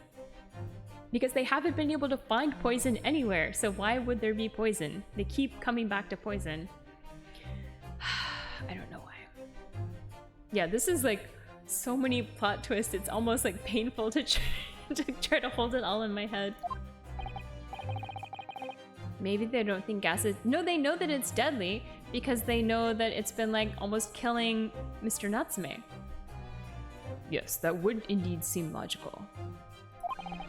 If the assailant were unaware, how would he or she have known to lace the end of the gas pipe with poison? So now we must ask, how could anyone have known of Mr. Shamspear's murderous designs? You mean to suggest? Naturally, the sole possible answer to that question couldn't be more obvious. Only the man whose life was being threatened could possibly have known. What? In other words, the person who put the poison on the gas pipe in what was a clear retaliatory attack can only have been the accused, Mr. Soseki Natsume. It's not true though. Yeah, it could have been the girl who was like, young man got killed before. Everyone's like, oh no, wait. Whatever Mr. William Shamspear may or may not have contrived to do, he was nevertheless the victim of a potentially lethal poison attack. Naruto looks so unamused. And the only person who could possibly have perpetrated that attack is the accused, Mr. Natsume. Everyone's shocked. Shocked. The defense counsel's theorizing has failed to avert suspicion from the accused. Far from it. In fact, now that a clear motive for the poisoning has been successfully established, that suspicion is greater than ever. Uh-oh. Would you not agree, my Nipponese friend? I would not agree. Oh, okay, broken back. Broken back tally. It goes up to 4. Everyone's shocked. How did he manage to turn that around on me so rapidly? Mr. Naruhodo, you must respond. Otherwise, the members of the jury may very well change their leanings against us again. And this may be our last chance to gain the advantage.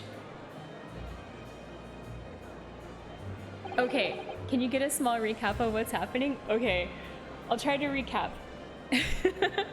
So what's happening is that Mr. Natsume has been accused of poisoning Mr. Shamspear.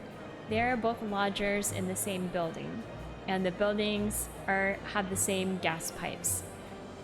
Mr. Natsume keeps almost dying by his stove going out and then getting gas poisoning.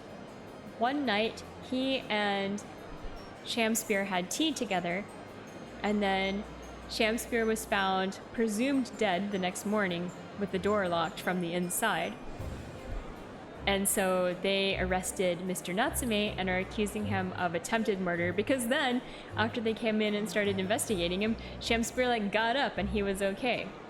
And it's also come to light during all this that Shamspear has been stealing gas from the gas company by making fake coins out of ice that then melt, because the gas runs by you put coins in the little box and then it gets and then it gives you gas.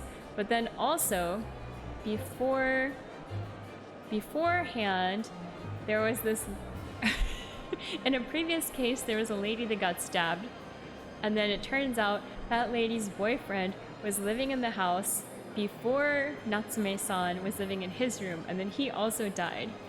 And then the guy that was living there before that guy was a murderer who went to prison and died, and supposedly has buried a treasure somewhere.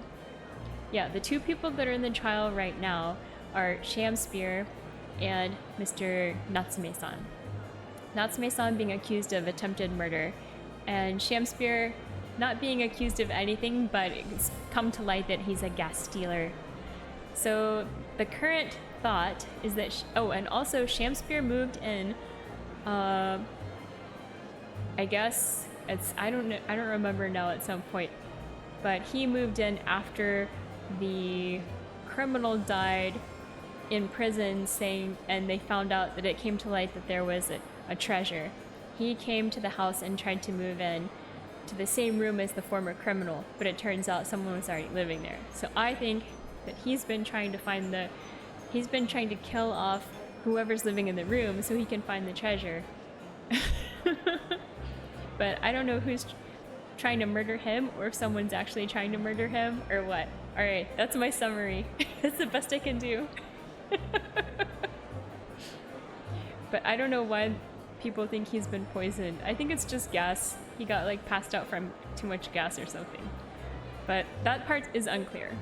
But they seem to think it's poison. If someone actually did poison him, then maybe it would be the girl whose her young man died. It could be her, because she was previously just in the hospital and had access to poisons. So we'll see.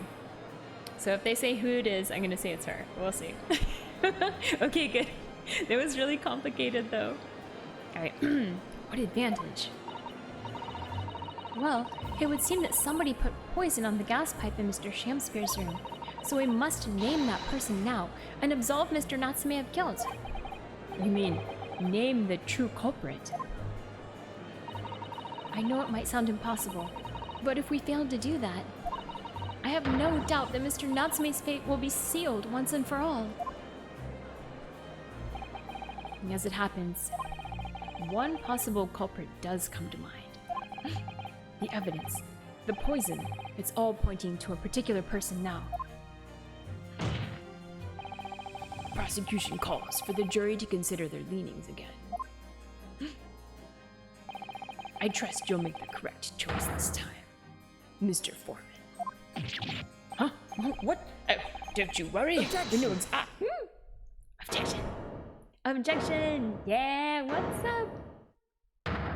up? There is one other person who I believe could have been involved in all of this.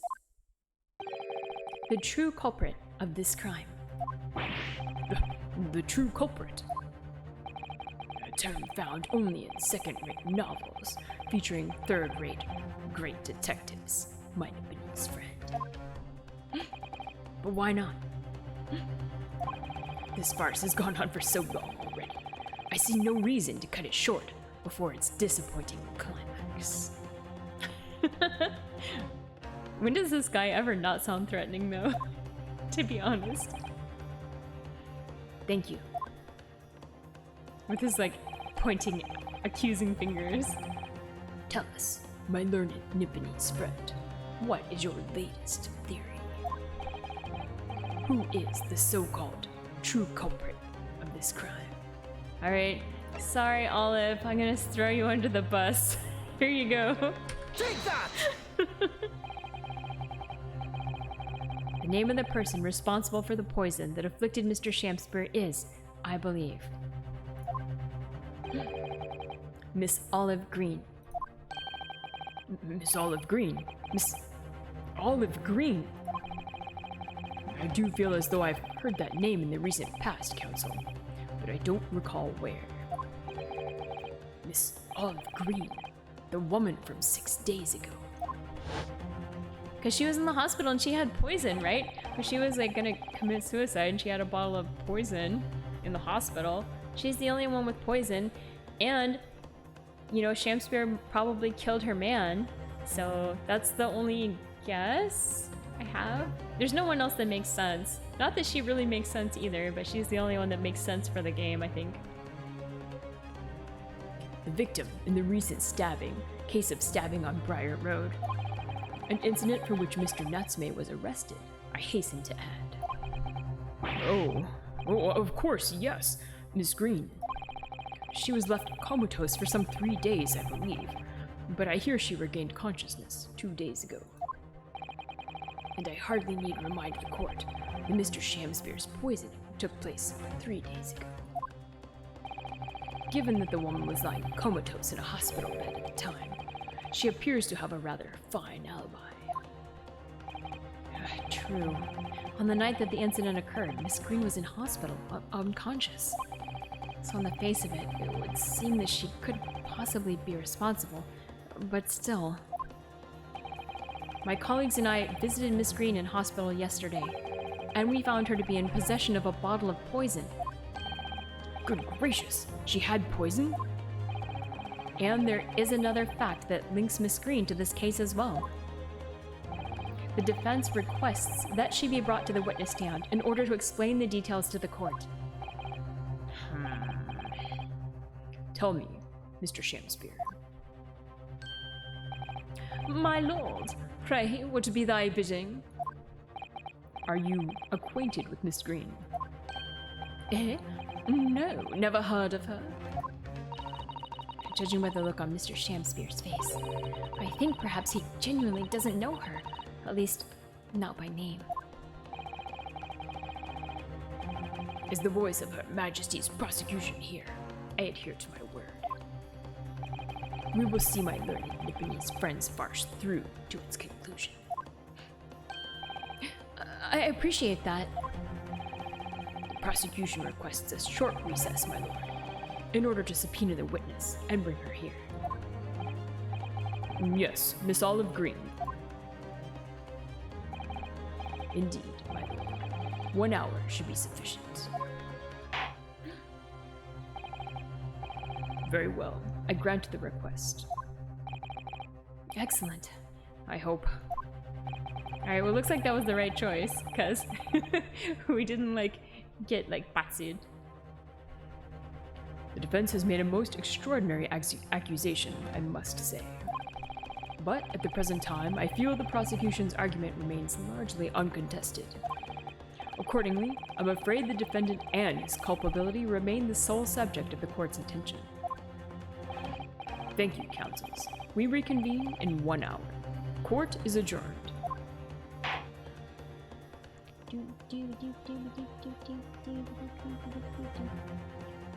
Yay. To be continued. Oh man, it's only been 2 hours though. I wonder. Should I stop here? Maybe.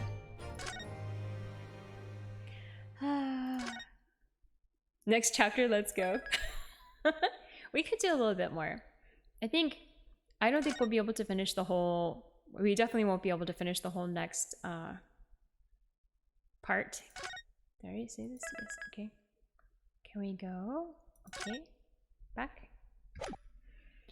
Alright, we can do like another half hour, I think.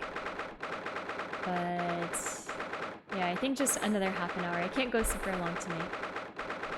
We'll do a little bit. Let me see, hold on. Let me get some more water.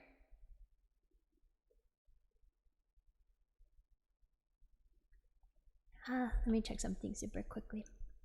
1 second, 1 second.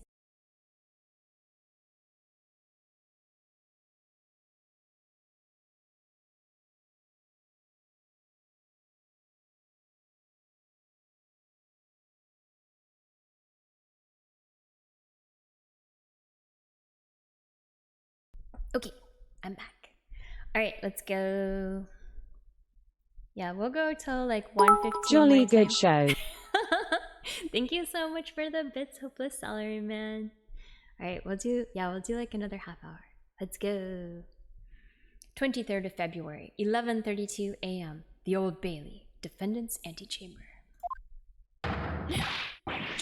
Joyful, jubilant, jumping jacks. This guy, I never know. I don't like the voice I picked for him, but he's so crazy. I don't know what else to do. Oh, Mr. Natsume, I'm so pleased for you. Yeah, thank you, hopeless salary man. Locum student Mr. Naruhodo Esquire, and non-locum judicial assistant Mrs. Mikotoa Esquire-S. Now, finally, at long last, there can be proof. Proof that I'm innocent, and proof that my tea is innocent. Ah, good morning, my dear fellows. Oh, Herlock Sholmes! May you drink my tepid tea and fall forever silent. I thought the tea was innocent. Oh, Mr. Sholmes, you came! How wonderful! He appears, indeed. Please, save your derision. I know what you're all thinking. Good morning, he says, when it's very nearly time for luncheon. Your scorn is written clearly across your faces. Nobody said or thought anything of the sort. The truth is, I was determined that today would be the day. As sleep seduced me last night, I thought, tomorrow, for once, I shall not oversleep. I'll rise early and be present in court to support my companions. Such spirited determination has a beauty all of its own, does it not? Oh, yes. And then I began to muse on the subject. Why do people oversleep, I queried. Why, time after time, do they make the same foolish blunder? True, I wish I knew. And the answer came to me at once. It's so delightfully simple. People oversleep because they sleep. I shall not oversleep. I will wake up early. That's what most of us said, but still wake up late. Indeed, 100%. Well, is that not an astute insight into the matter? Oh, yes. Upon which realization, I attempted an experiment. I didn't sleep a wink all night. And the results? By first light, I was exhausted and began to be assailed by fits of drowsiness. Shocking. And so, the conclusion of last night's experiment is this. A good night's sleep is quite simply essential. yes, I think most of us probably knew that already. What others presuppose, I prove by experimentation. That, my dear fellow, is the scientific method. Oh yes, and one more thing. Do you remember this? Shams discovers what sleep is. He doesn't assume anything, not even basic human functioning. Shams is just our collective brains at 3 a.m. before a deadline. Yeah, I can see that. Is that the poison bottle? It is, right? Yes, of course. It's the poison that Miss Green was about to drink at the hospital yesterday. Oh, you didn't manage to... It was a laborious task, as the bottle was nearly empty. But such inconveniences do not hinder Sholmes. I love how he refers to himself in the third person as well. I managed to confirm that it contained strychnine. So I was right. Perhaps. Though, of course, such circumstantial evidence doesn't prove Miss Green's guilt. I shall leave the bottle in your care now, but licking the inside of the neck is not recommended. Alright, the bottle of poison has been entered into the court record. Could I have a word? Oh, who is it? Oh, it's this guy. Alright, Gregson, Mr. Fish and Chips himself. He's back. Gregson, how good of you to come.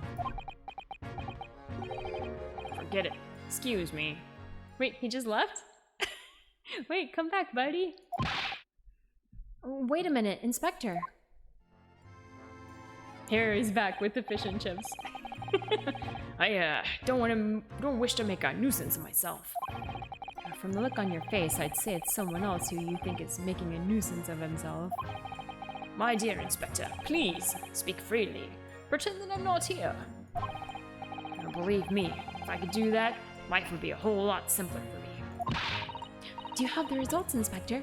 Of the investigation of Mr. Shamspeare's room? Not yet. Shouldn't be long now, though. No, I'm here about something else. The dead convict, actually. Ooh, are we gonna find out about the treasure? Oh, you mean the man from this newspaper article we discovered yesterday in Mr. Shamspeare's room? A man by the name of... Ah yes, Selden. I went through the archives at the yard and dug out the fellow's file. There's something in there that... well, it caught my eye. Something caught your eye? What, Inspector? What? And I've copied out the relevant parts for you, so you can read it yourselves. Thank you. Ooh, okay. The capital offender's file has been entered into the court record. Alright, we gotta check these 2 new items out very shortly. These documents include the details that were in the newspaper cutting we found in Mr. Shamspeare's room. I'll rearrange everything in the court record so we don't have duplicate information. Oh, nice. Thanks, Susato. You're doing good here. Why are you giving us a copy of this important file, though? Well, you're the ones who turned up the clue in the first place, aren't you? Oh, we're winning him over. I'm just making sure things get handled in the proper fashion. Oh, Scotland Yard's workings are so wonderful. Indeed, my dear fellows. And the inspector here is a shining diamond in its crown. Shining diamond. Shine bright like a diamond. In the rough, maybe. Look, I just don't want to be beholden to a lawyer, that's all. Is that it? Is that it? Counsel for the defense and the defendant. Ella, Ella, to my umbrella. Yeah. I'm not gonna start singing. Court proceedings are about to resume. Make your way into the courtroom at once. Well, I shall leave you then. I'll be listening with interest from the public gallery. Not nodding off at all, certainly not. He's gonna totally be sleeping. Thank you, Mr. Sholmes. I'm rather tired of seeing Mr. Mustache in floods of tears, personally, So, best of luck to you. Welcome, new student Mr. Naruhodo Esquire. Yes, Mr. Natsume? It's time, isn't it? Yes. This is it. Sorry, wrong person. Miss Olive Green and Mr. William Shakespeare. This is gonna be the final battle.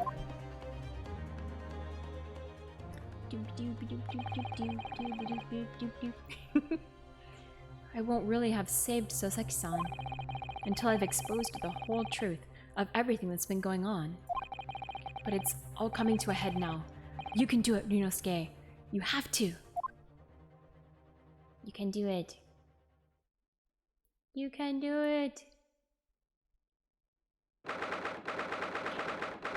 23rd of February, 12:30 p.m. Natsume's sweat and tears could fill up a reservoir. You could fill up at least a couple of Van Zeek's wine bottles. Ew. The Old Bailey courtroom.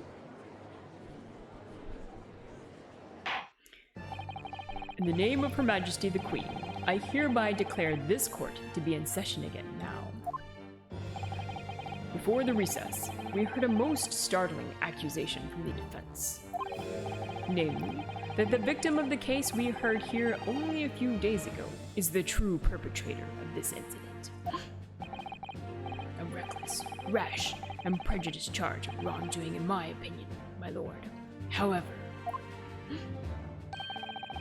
the prosecution has tried to extend every courtesy to this amateur newcomer from dubious eastern shores. Thank you for that backhanded consideration. A rather cold assessment from the honorable British prosecutor, I must say. So, Lord Van Zeeks, is the new witness present and ready to take the stand? Ready and waiting in the witness's antechamber, my lord. Alright, let's go. Very well. Bailiff, bring the witnesses in. Wait, she's painting in court? Yo, Olive, that's not cool. Why are people always doing this weird shit in court? Oh my goodness. Okay. Witnesses, state your names and occupations for the court, please. William Shakespeare, my liege. For mine occupation, I can say only that I be a tragic victim, to be pitied. Currently unemployed, in other words. I'm Olive Green. I'm a fledgling artist. Well, no. Not a fledgling, really. A hopeless failure who's too weak-spirited to admit she has no talent, I suppose. Also currently unemployed, in other words. Shakespeare with a stuck-up voice. Yeah, doesn't he look like it? What a coterie. Mr. Shakespeare. My lord, I am thy humble servant. I'm afraid that you are no longer merely the victim in this affair. The possibility has been raised that you are in fact the assailant, intent on taking the life of your fellow lodger. The part you have played in this whole business will be thoroughly scrutinized, I assure you. I would for naught else, my lord. And Miss Green, Yes? you are aware of the reason you have been summoned to this courtroom today, I presume. Yes, the officer did explain. Call me content. Woo! Excellent, excellent. Oh, He said I poisoned this ridiculous buffoon. and do you accept the charge, Miss Green? I don't know anything about any poisoning. Oh, wait. We were gonna look at the stuff. Let's look at the stuff in just 1 second. And I don't know anything about this man. Come, lady, die to live. Verily, I know not thy prickly pea-pigmented personage. Very well. Let us proceed with the matter at hand. All right, let's look at the stuff here. Let's look at our new stuff. We have so much stuff. We'll look at this one first. All right, what do we got here? First, just click on it. I can't find anything out of place. All right, what about the top?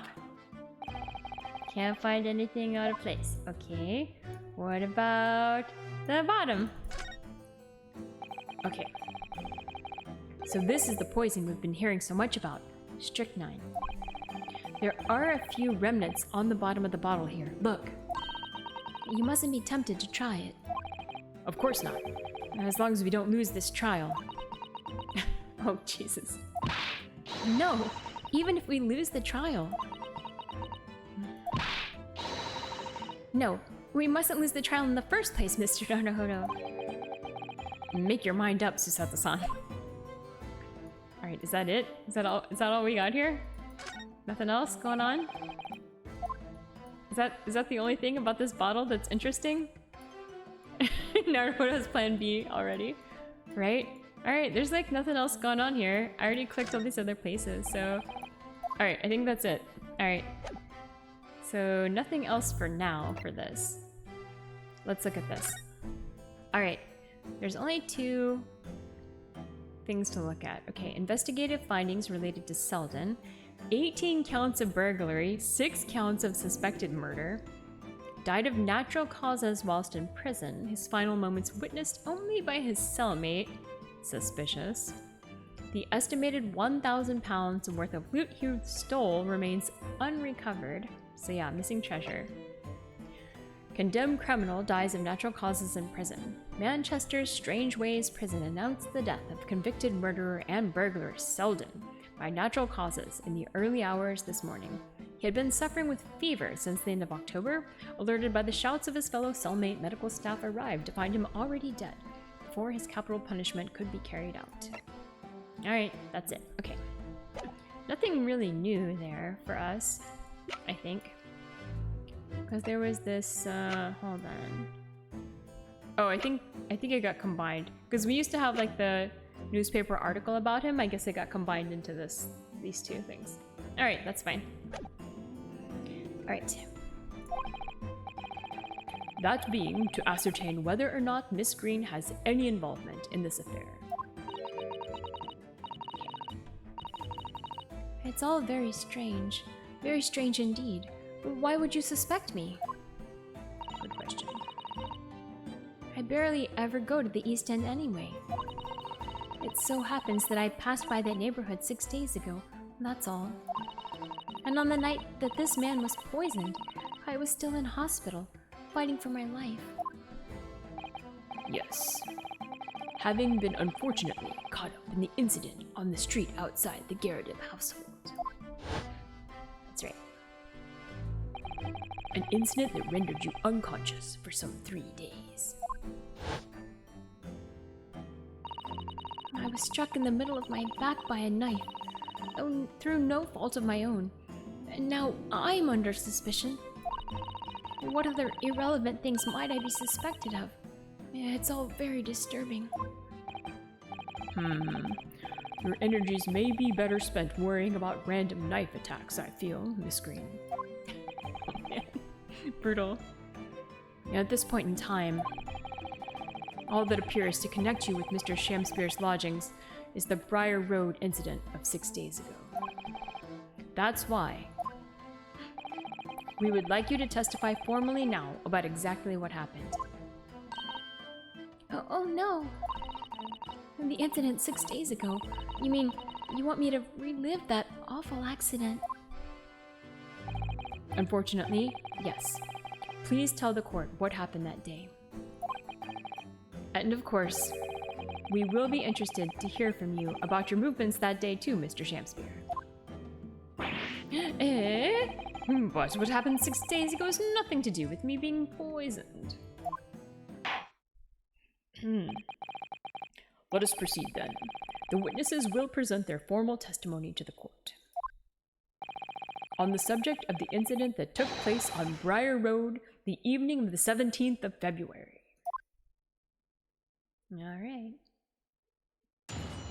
Witness testimony. I think after this section is when I'm gonna have to like stop for the night. I would say my voice is starting to get a little tired too, but we'll go through this part. It was 6 days ago, at about 5 p.m. I was walking along in the snow when I was suddenly stabbed in the back. Coincidentally, it happened to be just outside the house where the men in this case have their lodgings. I was at the tavern, on the eve of which thou speakest, for I had bespoke my supper.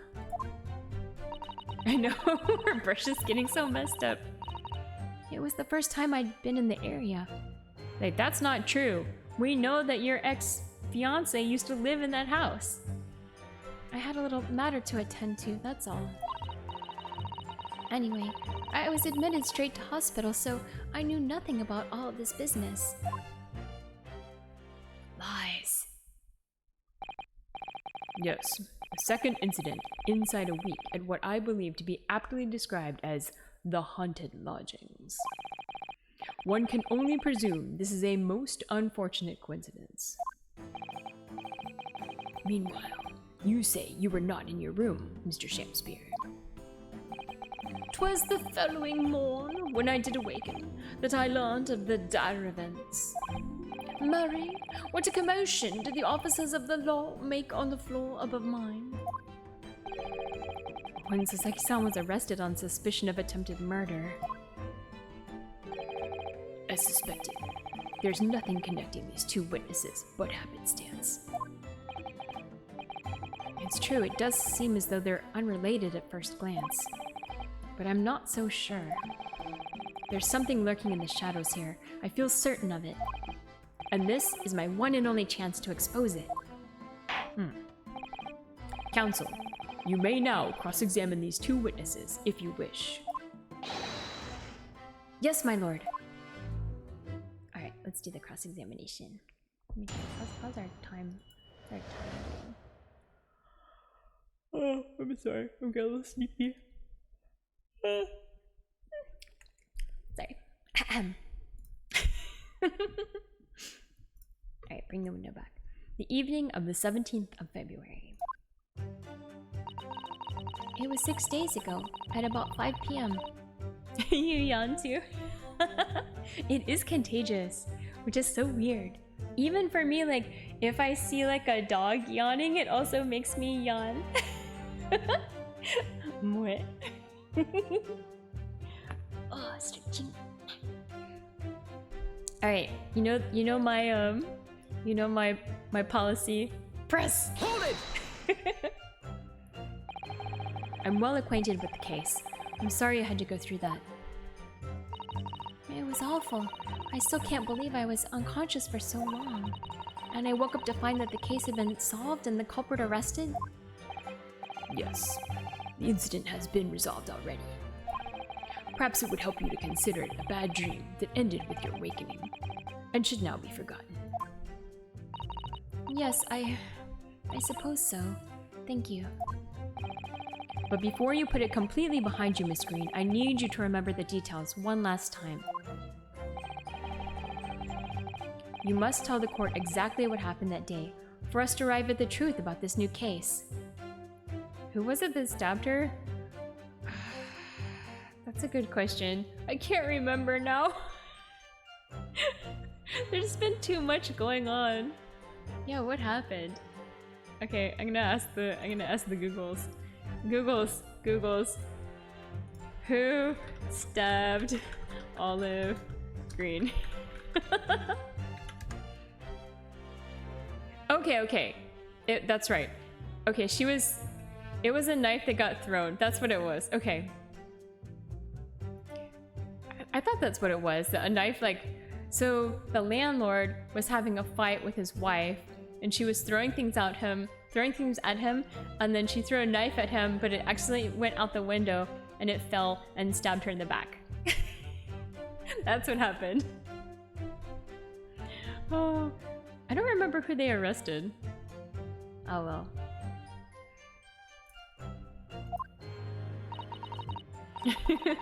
One way to get injured, right? The whole situation with the landlord, he's such a character. Mr. Mac Tonight, the moon face guy. You know, from Obstruction of Justice. Oh, okay, that's what it was. Okay. That makes sense then. The trouble is, there's nothing to tell really. I was just walking along the pavement. Oh man. Coincidentally, it happened to be just outside the house where the men in this case have their lodgings. Hold it! Okay, but also like where your ex-boyfriend had his lodgings. Yeah. It might just be bad luck. We'll see. What were you doing there on that day, though? Maybe she's secretly the ultimate enemy that's like playing everybody and she's like truly evil. It could be. Maybe she's just acting innocent and sweet. But maybe she's after the treasure.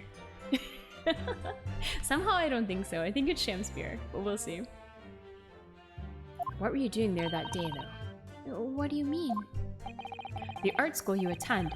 What's it called? Yes. It's the Thorndike Academy of Fine Arts. According to Mr. Sholmes, that's just in the vicinity of Brixton Road, which is some 10 stops away from the scene on the Underground. I believe you mentioned before that you also live on Brixton Road. Isn't that right? So why then would you have been walking along Briar Road in the middle of the East End? Well, it's because of... Oh yes, of course. I thought it might make a nice picture. Maybe. Yeah, maybe she poisoned her ex-boyfriend. No. The witness is a student of art. City-dwelling artists can't all paint grand urban vistas. That's right. I happen to like the crumbling look of that part of town. And perhaps quaint would have been a less grating term. Student of art, the art of killing. I like how we're making her into like evil, the evil lady now. The point is, she's definitely hiding something. Yeah, it's her ex-boyfriend. Come on. How can we like... Okay, it's fine. Yes, it seems she's not going to be forthcoming with the truth. You said she was the ultimate enemy. Yeah, I think so. Maybe that's the secret. If she's trying to hide why she was there that evening, it must mean there's a reason for her not wanting us to know. That's the key to this. And you, Mr. Shamspear, on the evening of the incident 6 days ago. She must be hiding something. Does you? Would you tell the court what exactly you were doing? 'Twould be my pleasure, sire. This guy. I was at the tavern on the eve of which thou speakest, for I had bespoke my supper. Hold it! Hold it. A tavern, you say? Which one? 'Twas the Slug and Salad where I did tarry. 'Tis a jewel in the East End. The Slug and Salad? Oh my god, that's the worst name ever. Okay. And a little unexpected, I feel. Hmm? What do you mean, Lord Van Zeeks? The Slug and Salad offers unusually fine dining, for the locality, at least. Not an establishment you'd expect to be patronized by a man with not even a crumb of bread in his room. It's true. The menu lists premium crusts of bread and glasses of water, and different levels of cloudiness. Oh my god, brutal. I would have expected Grub's Grubbery in the local vicinity to be more appropriate for your means. Watery soup and mushy peas. Or rather, soupy water and pea-like mush. All equally appetizing. I just wanted to try some water in a different pub for once. What's wrong with that? How different can water really be? British food? Hey man, British food gets a bad rap. I think it's pretty alright, personally. Or perhaps there's a more plausible explanation. A specific reason why he had to go to that particular establishment. Name my favorite British dish? Definitely meat pies. Meat pies with like mashed potatoes on the bottom and then like mushy peas on the top and then a bunch of gravy poured all over it. Delicious. Yeah, I love a good meat pie. They're so good. It's not good for your waistline or your general health condition, but but they are delicious. And I kind of like the mushy peas. I think they're pretty good. But yeah, yeah, I do like the whole like stack of like mashed potatoes, the meat pie, and then the peas and the gravy. Yeah, it's good. It's a hot mess, but it's a very tasty hot mess. Like shepherd's pie? It's kind of more, it's more like it's all enclosed in one pastry. So it's more of like a pot pie, like a mini pot pie, where it's like all, you could carry it if it was just like on its own. Yeah, they're portable. Yeah, more like a pot pie. I think shepherd's pie is more like, there's no pastry, right? But there's like just mashed potatoes and then meat and stuff. Yeah, the small pies. There's a lot of different flavors. You can get like beef ones and chicken ones and like many deliciousnesses. Yeah, I generally go for the beef ones. Oh, you like the chicken one? It's good to mix it up. I feel like, yeah, I'm okay with many different flavors. Although I don't think, I've never had a fish one. I don't think I would like the fish ones too much. If you want a crazy British food, you should look up Stargazy pie. Stargazy pie is the craziest pie. You can Google that on your own though. Alright. Is there a fish one? I don't know. Maybe. I'm sure somebody makes a fish one. I haven't seen it though. Usually it's just like a meat pie. The horror. The Stargazy pie. Okay, you guys looked it up. It has such a nice name, but it's not nice.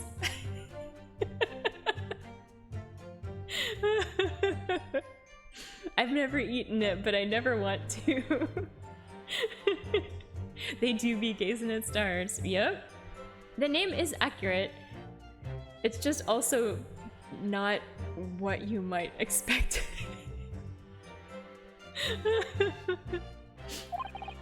Let's see. Let's see, what? Yeah, why was Shamsphere going to this place? Let's see. Looks like a ritual. It could be. The fact that on the day of all days, he dined at a place he wouldn't normally, it does stand out. So Mr. Shamspeare's own actions on the day of the incident 6 days ago were slightly suspicious. I wonder if we have some evidence that it can explain these actions. I don't know, do we have any evidence? Let's look at our evidence. I feel like we want some evidence. Do we have... Is there any like invitation or something? We have secondhand book receipt, this bar of soap, torn off envelope. Maybe it was an invitation for him to go out to dinner? Maybe. What else do we have? Crime scene photograph, victim's medical report.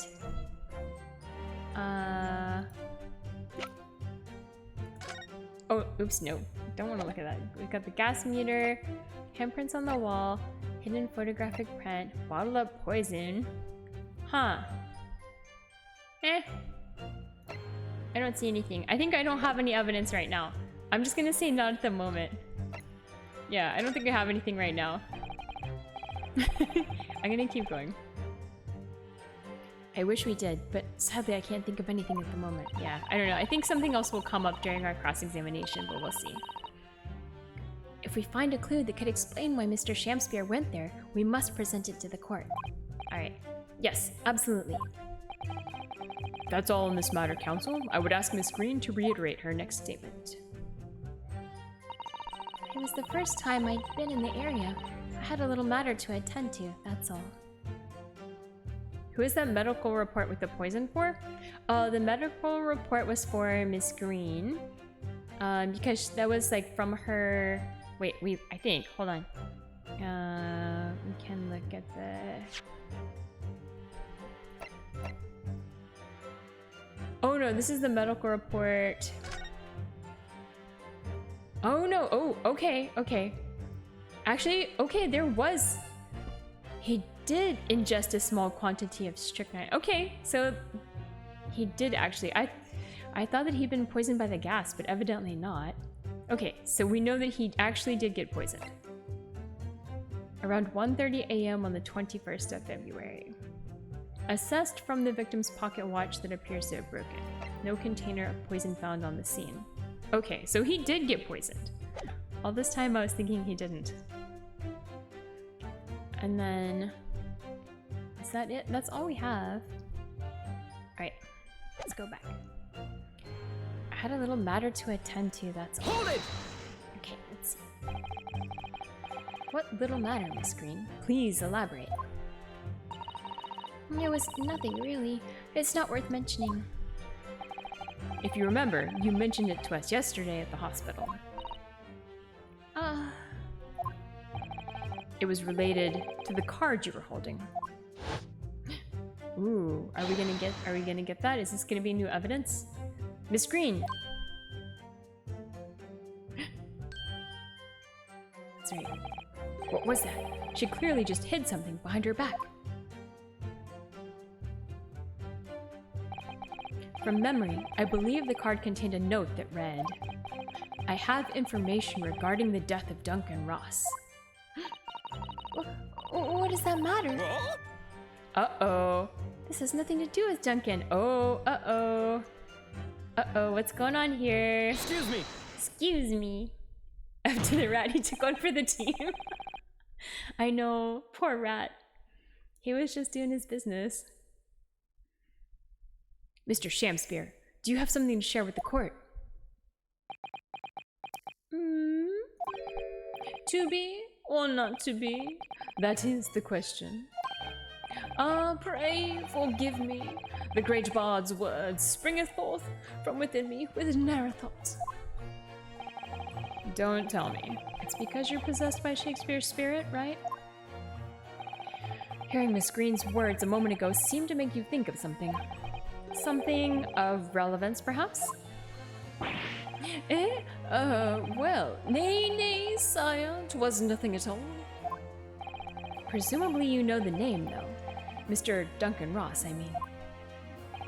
After all, you were both lodgers in the same house. I would it were so, but sadly nay. Lodging be a lonely occupation, sire. My lodging fellows be rarely known to me. Did Miss Green invite Mr. Shamspear to the grub and give... Whoa! To the grub and grime to talk about it? I think you're right. I bet maybe that's what the invitation's about. This reading of Shakespeare's dialogue should be considered theater. Thank you so much. I feel most flattered. So, you haven't heard of him, even though he passed away in the room just one floor above yours? Sus. He's sweating. Miss Green. Me, my lord? Have I done something wrong? The card that was mentioned before, containing the note. Do you have it upon your person? I do, yes, but I don't need it anymore. In fact, I should throw it away, really. It's got the torn part that matches the torn envelope that we have. Okay. This is good. This is going to be the evidence that we'll need in the future. Before you dispose of it, the court will take it as evidence, please. Alright. Miss Green's card has been entered into the court record.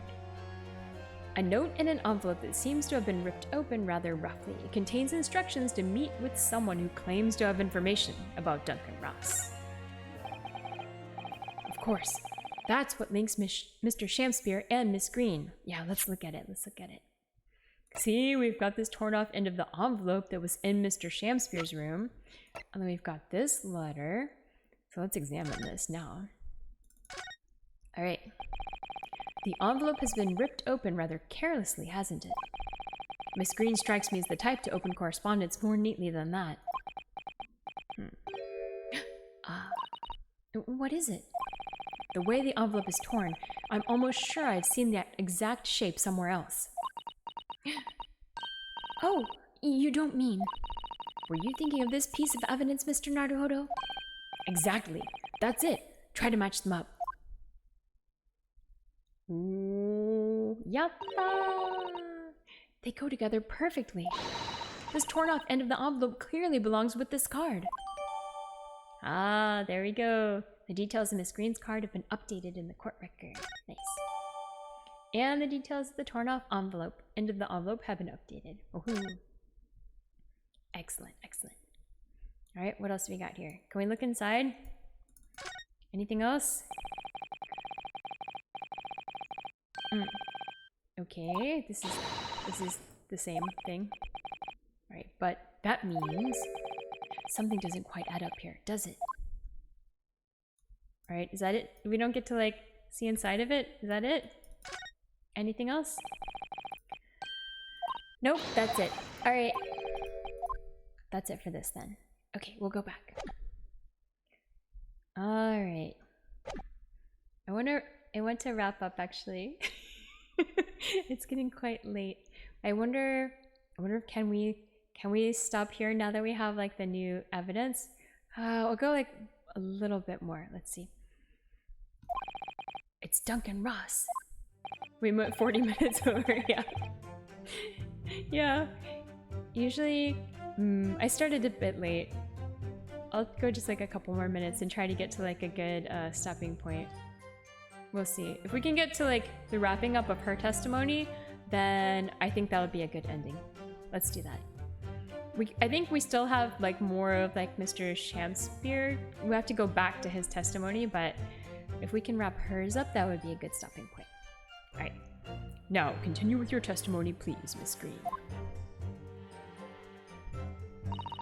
Anyway, I was admitted straight to hospital, so I knew nothing about all of this business. Hold it! Hold it. Yes, you didn't regain consciousness until the day after the trial, did you? In the early hours. Exactly.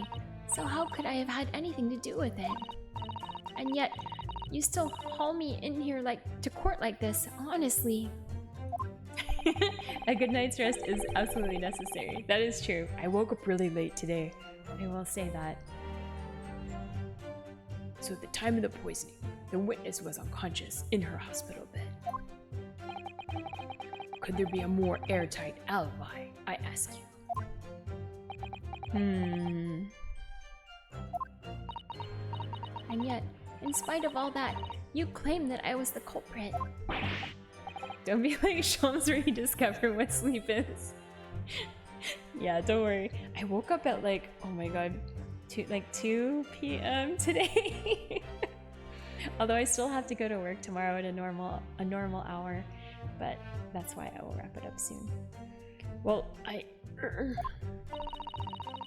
But you certainly haven't produced any evidence to support your wild claim, have you? None at all. Yeah, it's a mood and at 2 p.m. Yeah, I know. I stay up late, really late on the weekends. Hi Hakun, how are you? I'm just about wrapping everything up. But hello. Alright, let's see. There you have it. The good lady has yet to see evidence, my learned Japanese friend. I'm working on it. Counsel, I will point out here that the jury's next decision will be final. Oh, yeah, we were just trying to get to a good stopping point. It's about bedtime for me, because I have to go to work tomorrow, so I can't stay up so late. I mean, it is still pretty late. It's like 1:25 a.m. here. Normally I try to stop around 1, but sometimes I'll go up to 1:30, but I need to go to bed by 2. We're really up against the wall here. Alright. Alright, I think this will be where we'll stop. Oh yeah. It's like nice beginning of the evening time for you. Yeah, unfortunately, I think this is gonna be where we're gonna stop. I think we've wrapped up the testimony from Olive, so I think we'll do more from Mr. Shamspear after this part. But we'll do that next Sunday. Since I do Ace Attorney every Sunday. Oh, thank you, Haken. Yeah, let me see. Let me save this. Can I save it? Save. I would like to save. Save. Just getting to noon. Ah, no, so much more of the weekend left. I'm jealous. Alright. So I think that's gonna be it. Let me go back to the title. I'm always paranoid and I always like double save because I'm so paranoid. Isn't there a Japanese holiday coming soon? That is a good question. Actually, we had Hinamatsuri on Friday, which was it's not a national holiday, but it's like a cultural holiday. I thought about doing a presentation for it, but I didn't. We have spring equinox on the 21st. Is this spring? Is that a national holiday? I'm looking it up. I don't know if that's a national holiday. Oh, it is. So I might have the 21st off. A random Tuesday. I might have a random Tuesday off soon. We always have the most strange holidays here. I never remember which ones are actual like proper day off holidays or not. We do have it's not until May. Oh, on the 29th of April we have Showa Day, former Emperor Showa's birthday, aka Greenery Day. That's a day off. And then the first week of May is Golden Week for us, and we have 3 holidays in a row, which is great. We get Wednesday, Thursday, Friday off May 3rd, 4th, and 5th. That's like the best long holiday for us. But for now, yeah, nothing until maybe the 21st. I'll check tomorrow at work and see if we get that off or not. Let me see who we can raid.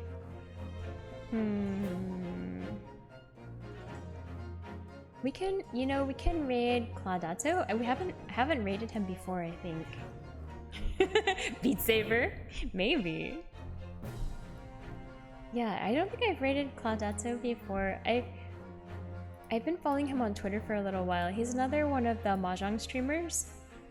But he is doing Legend of Zelda right now, so that could be fun. Yeah, of course. I'll be back on Thursday, as is my regular schedule, with more Stardew Valley. And if I get motivated, then I'll do something else during the week. But we'll see. But otherwise, it'll be my normal Thursday, Friday, Sunday situation. Yeah. Have a great rest of your Friday. Oh my god, I wish it was Friday. Have a great rest of your Sunday. Motivation. Yay! Thank you so much for the bits, Hopeless Salaryman. And I'm glad I met you today. Thank you so much for following again. And we're gonna raid Claudato. He's doing Legend of Zelda right now. But yeah, have a good rest of your weekend and beginning of your week if I don't see you until then. And let's go! Alright. I'm excited to finish this case. We'll definitely finish this Ace Attorney case the next time we do Ace Attorney, I think. So that's exciting. I want to get to the bottom of this one because it's too crazy. There's too much lore. The lore is intense. But yeah, alright. Thank you guys, and I'll see you later. Bye!